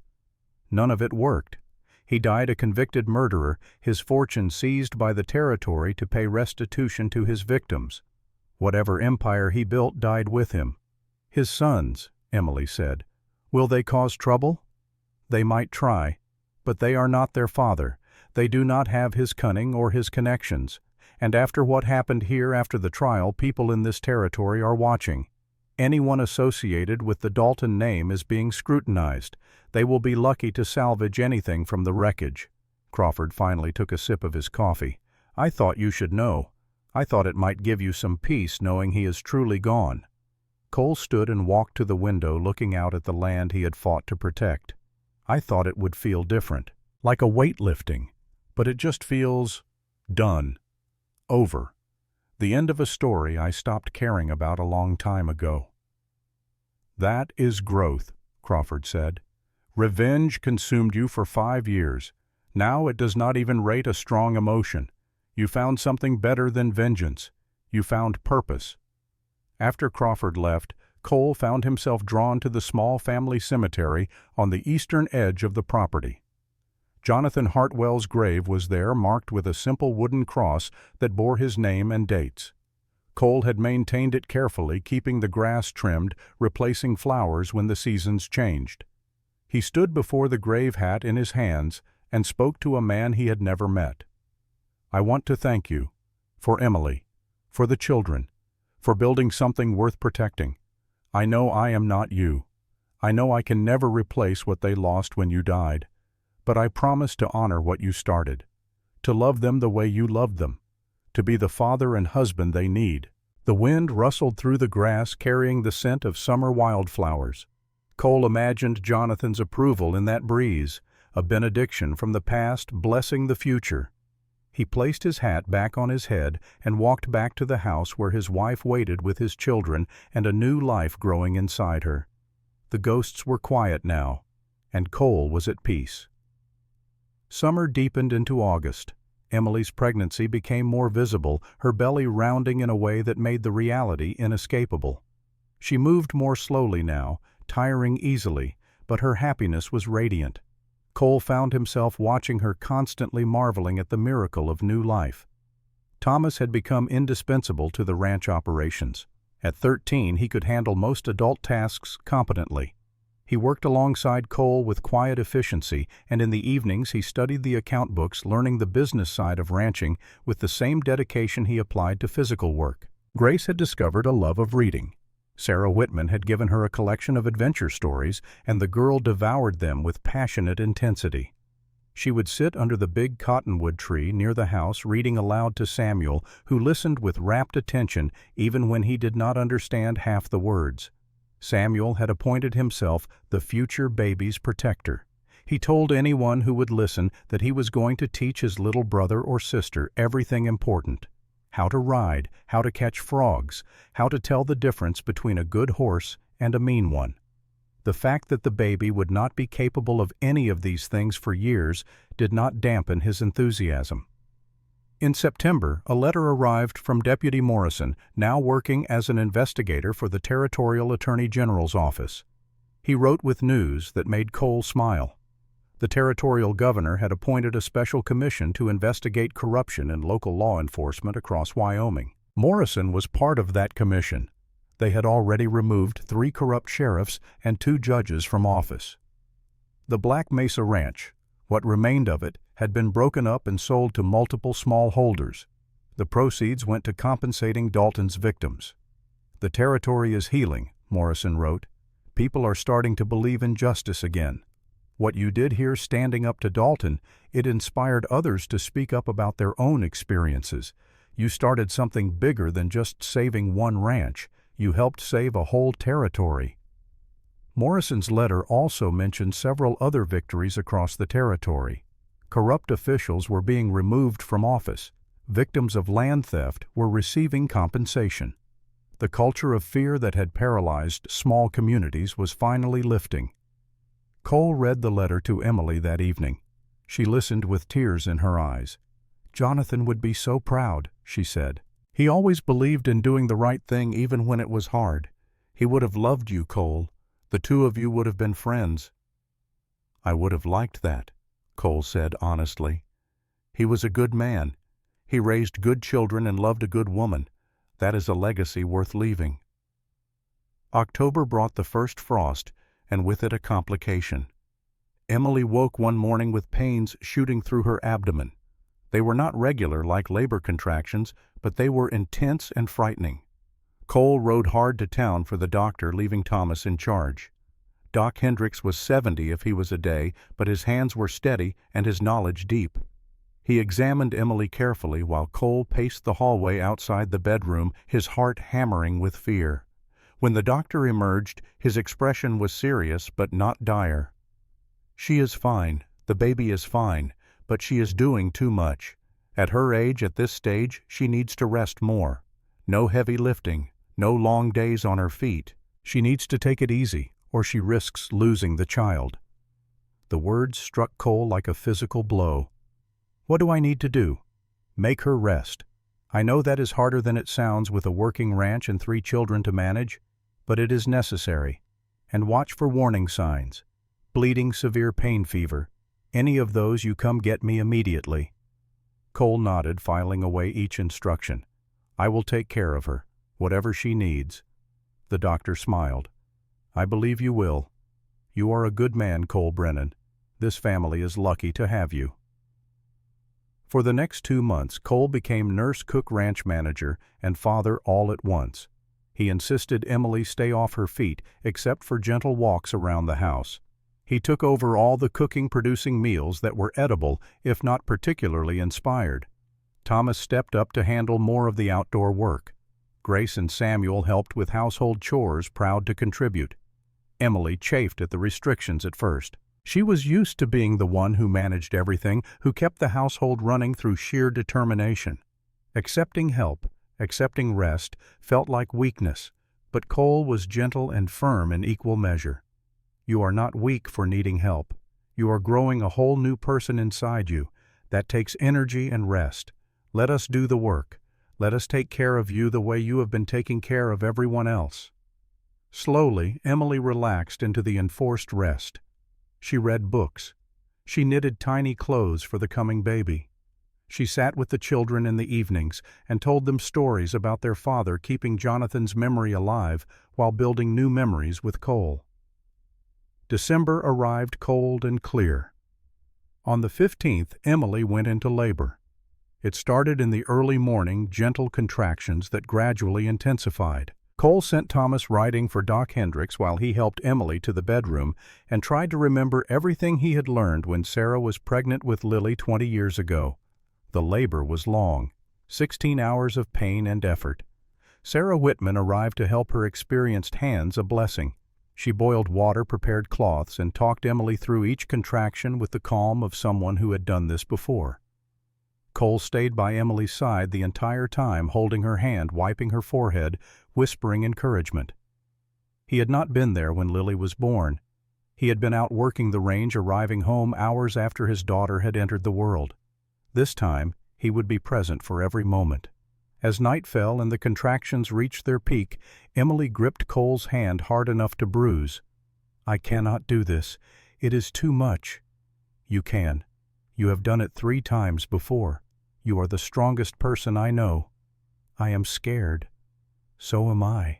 But we are doing this together, just like everything else." At 10 minutes past midnight, as December 16th arrived, a baby's cry filled the room. Doc Hendricks held up a tiny, perfect infant girl, red-faced and furious at being born into the cold air. "You have a daughter," the doctor said, placing the baby on Emily's chest. Cole stared at the small creature, overwhelmed by the rush of emotion. She was so tiny, so fragile.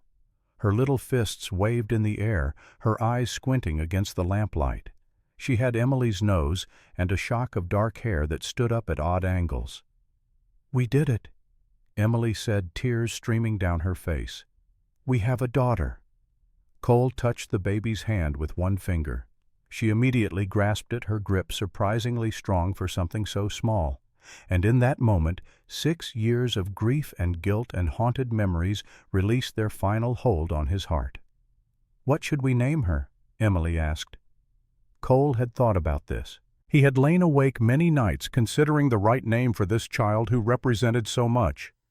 A new beginning, a second chance, a future bright with possibility. "Lily," he said softly, "if you are agreeable, I want to name her Lily, after my first daughter, so that name can be associated with joy again instead of just loss." Emily smiled through her tears. "Lily Brennan, it is perfect." They brought the children in to meet their new sister. Samuel stared in wonder, gently touching her cheek with one curious finger. Grace declared her the most beautiful baby ever born and immediately began planning all the things they would do together when Lily got bigger. Thomas looked at his baby sister with an expression of fierce protectiveness, already taking on the role of guardian. As the family gathered around Emily and the new baby, Cole felt a completeness he had thought forever lost. His first family lived in his memories, cherished and never forgotten. But this family, this loud, chaotic, wonderful collection of souls, was his present and his future. Sarah Whitman stood back, watching the scene with satisfaction. "You did good, Cole, both of you. This is what healing looks like." The days following Lily's birth passed in a blur of sleepless nights and constant adjustment. The baby needed feeding every few hours. She cried with impressive volume when she was displeased, which was often. Emily recovered slowly, her body exhausted from the ordeal of birth. Cole changed diapers, walked the floor with a screaming infant at 3 in the morning, and learned the specific differences between a hungry cry, a tired cry, and a needs-changing cry. It was exhausting and overwhelming and absolutely perfect. Winter settled in hard after Christmas. Snow piled high around the ranch. The work became about simple survival. Keep the fires burning, keep the animals fed, keep everyone warm and safe until spring arrived. But inside the small house, warmth and love created an oasis against the cold. Thomas read aloud from adventure novels while the family gathered around the fireplace. Grace helped with Lily, showing surprising gentleness for an 8-year-old. Samuel narrated elaborate stories about what Lily would be like when she grew up, always featuring her as the hero. Cole watched his family with quiet contentment. He had set out 6 years ago looking for revenge. Instead, he had found redemption. He had lost a daughter and gained 4 children. He had lost a wife and found another. The mathematics of grief and love did not balance neatly, but they created a sum greater than simple addition suggested. One evening in late January, as Lily slept in her cradle and the other children were occupied with their own activities, Emily joined Cole on the porch. She wrapped a shawl around her shoulders against the cold. "What are you thinking about?" she asked. "Everything. Nothing. How strange life is. How 6 years ago I wanted to die, and now I have more reasons to live than I can count." "Do you ever regret it? Staying here instead of moving on after Dalton was arrested?" Cole pulled her close, careful of her still healing body. "Not for a single moment. This is where I was meant to be. With you. With them. Building something that lasts. No more running. No more running. This is home. You are home, and I am not going anywhere." They stood together in the cold evening air, watching the last light fade from the western sky. Inside, a baby began to cry, and Thomas's voice rose in gentle reassurance. Grace laughed at something Samuel said, the sounds of family of life continuing in all its messy beauty. Spring came late that year, but arrived with explosive force when it finally appeared. The snow melted in rushing torrents. Grass emerged green and vibrant. Wildflowers painted the meadows in impossible colors. The cattle released from winter confinement spread across the pastures with evident relief. Lily grew rapidly, transforming from a helpless newborn into a baby with personality. She smiled at everyone, but saved her biggest grins for Cole. When he came in from working, she would kick her feet and wave her arms in excitement. The sound of his voice could stop her crying when nothing else worked. Samuel appointed himself Lily's official entertainer. He would spend hours making faces at her, singing nonsensical songs, telling her stories she was too young to understand. She watched him with rapt attention, as if every word was wisdom. Grace read to her baby sister daily patient children's books with simple rhymes. Lily could not comprehend the words, but she seemed to enjoy the rhythm and the sound of her sister's voice. Thomas maintained his protective watch from a distance. He did not interact with Lily as much as his younger siblings, but Cole often caught him checking on her when he thought no one was looking. The boy who had lost one father and gained another understood the fragility of family in ways his siblings did not yet grasp. In April, Cole made a decision that had been forming for months. He called Thomas aside one evening after the younger children had gone to bed. "I want to talk to you about the ranch, about the future." Thomas looked wary, uncertain where this conversation was leading. "Is something wrong?" "No. Everything is right. But you are 14 now, old enough to start thinking about what you want to do with your life. I want you to know that this ranch will be yours someday, yours and your siblings. Everything Emily and I have built, everything your father Jonathan started, it belongs to you." "I do not understand. You are not dying, are you?" Cole smiled. "Not planning on it. But I want you to understand that you have a future here if you want it. I will teach you everything I know about ranching, about managing land, about building something that lasts beyond one generation. And when you are ready, when you are old enough and experienced enough, I will make you a full partner in the operation." Thomas was quiet for a long moment. Then, in a voice that shook slightly, he said, "Thank you, Pa. That means more than you know." It was the first time Thomas had called him Pa without being prompted or without it being part of a group conversation. Cole felt the words settle into his chest, warm and solid. "You are welcome, son. Now let us talk about what we need to do this season and how I want you involved in the planning." They spent the next hour discussing cattle breeding, pasture rotation, and crop planning. Thomas asked intelligent questions and offered suggestions that showed genuine understanding. Cole saw glimpses of the man the boy would become: steady, thoughtful, strong in ways that mattered more than physical strength. Summer arrived with scorching heat. The drought that had plagued the territory for years finally broke, bringing regular rains that turned the land lush and green. The creek that ran through the property, which had dwindled to a trickle in previous summers, now flowed strong and clear. Cole built a small dam to create a swimming hole for the children. Samuel and Grace spent hours there splashing and playing, while Emily watched from the shade with Lily in her lap. Even Thomas joined them, sometimes his dignity forgotten, in the simple joy of cold water on a hot day. Lily began to crawl a development that required constant vigilance. She explored everything, putting small objects in her mouth with alarming frequency.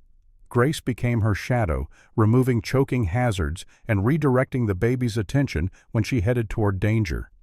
The ranch prospered. The cattle herd had grown to nearly 100 head. The wheat harvest exceeded all expectations. Cole hired 3 full-time workers, good men who were grateful for steady employment. The small operation that had been struggling when he arrived had transformed into a successful, thriving enterprise. In August, Sarah Whitman announced she was moving to Montana to live with her sister. The decision was bittersweet. She had been a friend when friends were scarce, an ally when allies were dangerous.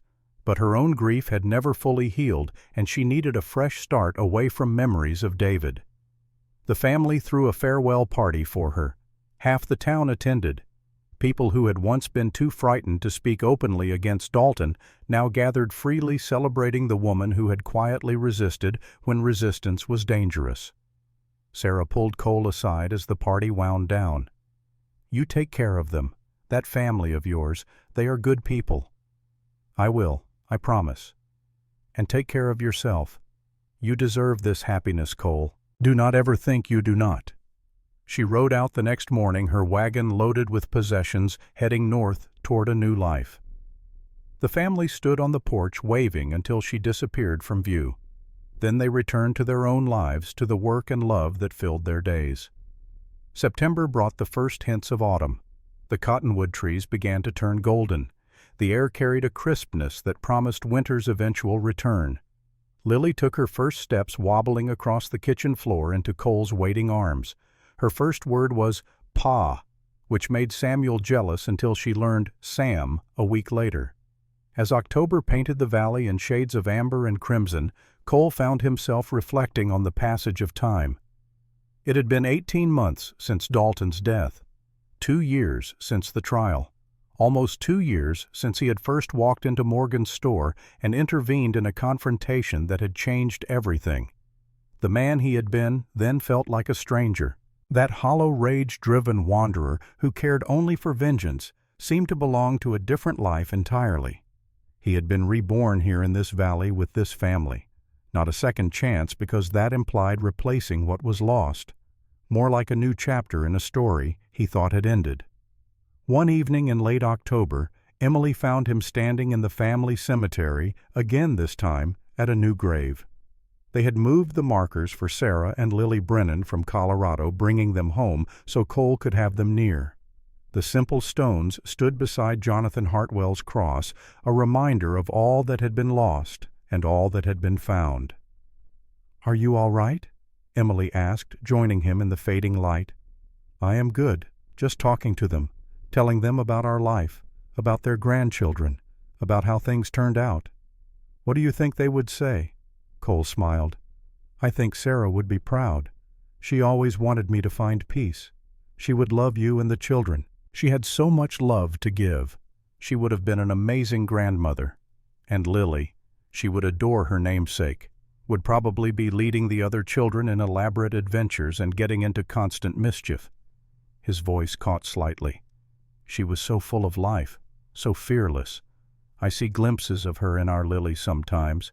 In Grace, too. It is bittersweet, but good." Emily took his hand. "They are part of your story, part of what made you the man you are. Do not ever think you need to forget them to love us." I do not. They are woven into everything I do. When I teach Thomas, I remember learning from my father. When I comfort Grace after a nightmare, I remember comforting Lily the same way. The past does not compete with the present. It enriches it. As they walked back to the house where lamplight glowed warm in the windows and children's voices called them to dinner, Cole felt the circle close. The ghosts were at peace. The living were thriving, and he, once broken beyond repair, was whole again. The years that followed passed in the steady rhythm of ranch life. Seasons turned, children grew, the land produced its bounty when treated with care and respect. The Brennan family became a fixture in Dry Valley, respected and liked in equal measure. Thomas grew into a young man of exceptional character. At 18, he was Cole's full partner in the ranch operations. He had a natural talent for managing people and resources, and the workers respected him despite his youth. He married Rebecca, the blacksmith's daughter, in a small ceremony that had half the county attending. Grace, at 13, had become a voracious reader and showed talent for teaching. She spent her free time helping the new schoolteacher with the younger students, displaying patience and creativity that suggested a future in education. She no longer needed her old doll, but she had repaired it carefully and saved it in a trunk for her own children someday. Samuel, at 9, was all energy and enthusiasm. He could ride like he was born on a horse rope a calf with surprising accuracy and charm adults into forgiving his countless small transgressions. He declared he would be a cowboy when he grew up, like the heroes in his books, and save people from bandits and cattle thieves. Lily, at 4, was the undisputed princess of the family. She had Cole wrapped completely around her tiny finger, and she knew it. She was curious about everything, fearless in her explorations, and possessed a stubborn streak that Emily swore came entirely from the Brennan side of the family. The ranch had expanded steadily. They now ran 300 head of cattle across property that had tripled in size through careful purchases of adjacent land. The wheat fields produced consistent harvests. Cole had built a second barn and upgraded the house, adding rooms for the growing family. But success brought its own challenges.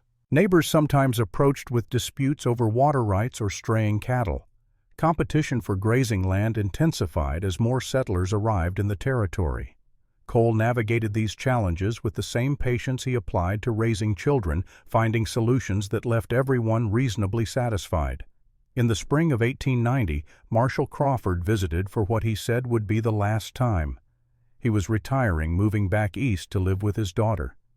"I am getting too old for this work," he told Cole over coffee. "Time to let younger men chase outlaws and settle disputes. I am ready for a rocking chair and grandchildren. You earned it. You did good work here. This territory is better because of you." Crawford smiled. "We did good work together. Do not discount your part in cleaning up Wyoming. You stood up when standing up cost something. You inspired others to do the same. That matters more than any number of arrests I made." After Crawford left, Cole felt the weight of time's passage. The people who had been part of the darkest chapter of his life were moving on. Sarah in Montana, Crawford retiring.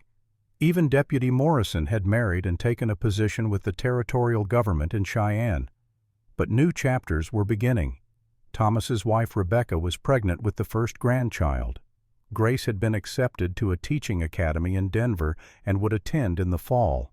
Samuel had started showing interest in a neighbor girl, though he denied it vehemently when teased. And Lily, oblivious to the passage of time and the weight of history, simply grew and thrived and filled the house with laughter. One evening in late summer, as Cole and Emily sat on the porch watching the sun set, she asked him a question that had clearly been on her mind. "Do you think about Colorado anymore? About what your life might have been if the fire had never happened?" Cole considered the question seriously. "Sometimes, but not with regret. If the fire had not happened, I would have lived my whole life in one small valley. I would have loved Sarah and Lily and been content. But I would never have met you, never known Thomas, Grace, and Samuel, never held little Lily. The price was terrible. But the gift that came after, I cannot regret that. Even knowing what it cost, even knowing, I would not choose to lose Sarah and Lily, but I would not undo meeting you either. Both things are true at the same time, the grief and the joy, the loss and the gain. That is what it means to live a full life." Emily leaned against his shoulder. "You have grown very wise in your old age." "I am 40, hardly old. Old enough to have wisdom, young enough to have many years left to share it." They sat in comfortable silence as the sky deepened from blue to purple to black. Inside, the children were settling in for the night. Tomorrow would bring the same work as today: cattle to tend, fields to manage, a family to love and protect. And Cole Brennan, who had once wanted nothing more than death and revenge, wanted nothing more than exactly this: the simple blessing of ordinary days filled with ordinary love. The present day arrived with the slow inevitability of sunrise. Cole, now 70 years old, finished his story and looked at his grandson Jackson. The boy's eyes were wet with tears he was too old to acknowledge, but too young to hide completely. "So that is who those people were in the photograph," Jackson said. "Grandma Emily and Uncle Thomas and Aunt Grace and Uncle Sam." "Yes, your grandmother, your great-uncles and aunt, the family I found when I thought I had lost everything. And baby Lily grew up to be my grandmother on Dad's side." "She did. Your father is named Thomas after his uncle. Family names matter. They connect us to where we came from." Jackson looked at the photograph again, seeing it with new understanding. "Grandpa, do you still miss them? Your first wife and daughter?" "Every day, but not with the pain that used to accompany the memory. Now it is more like an old friend visiting. Sarah and Lily are part of my story. The painful parts and the joyful parts all woven together. I talk to them sometimes, tell them about my life, about their grandchildren and great-grandchildren. I think they would be proud." "What about Judge Dalton? Do you ever think about him?"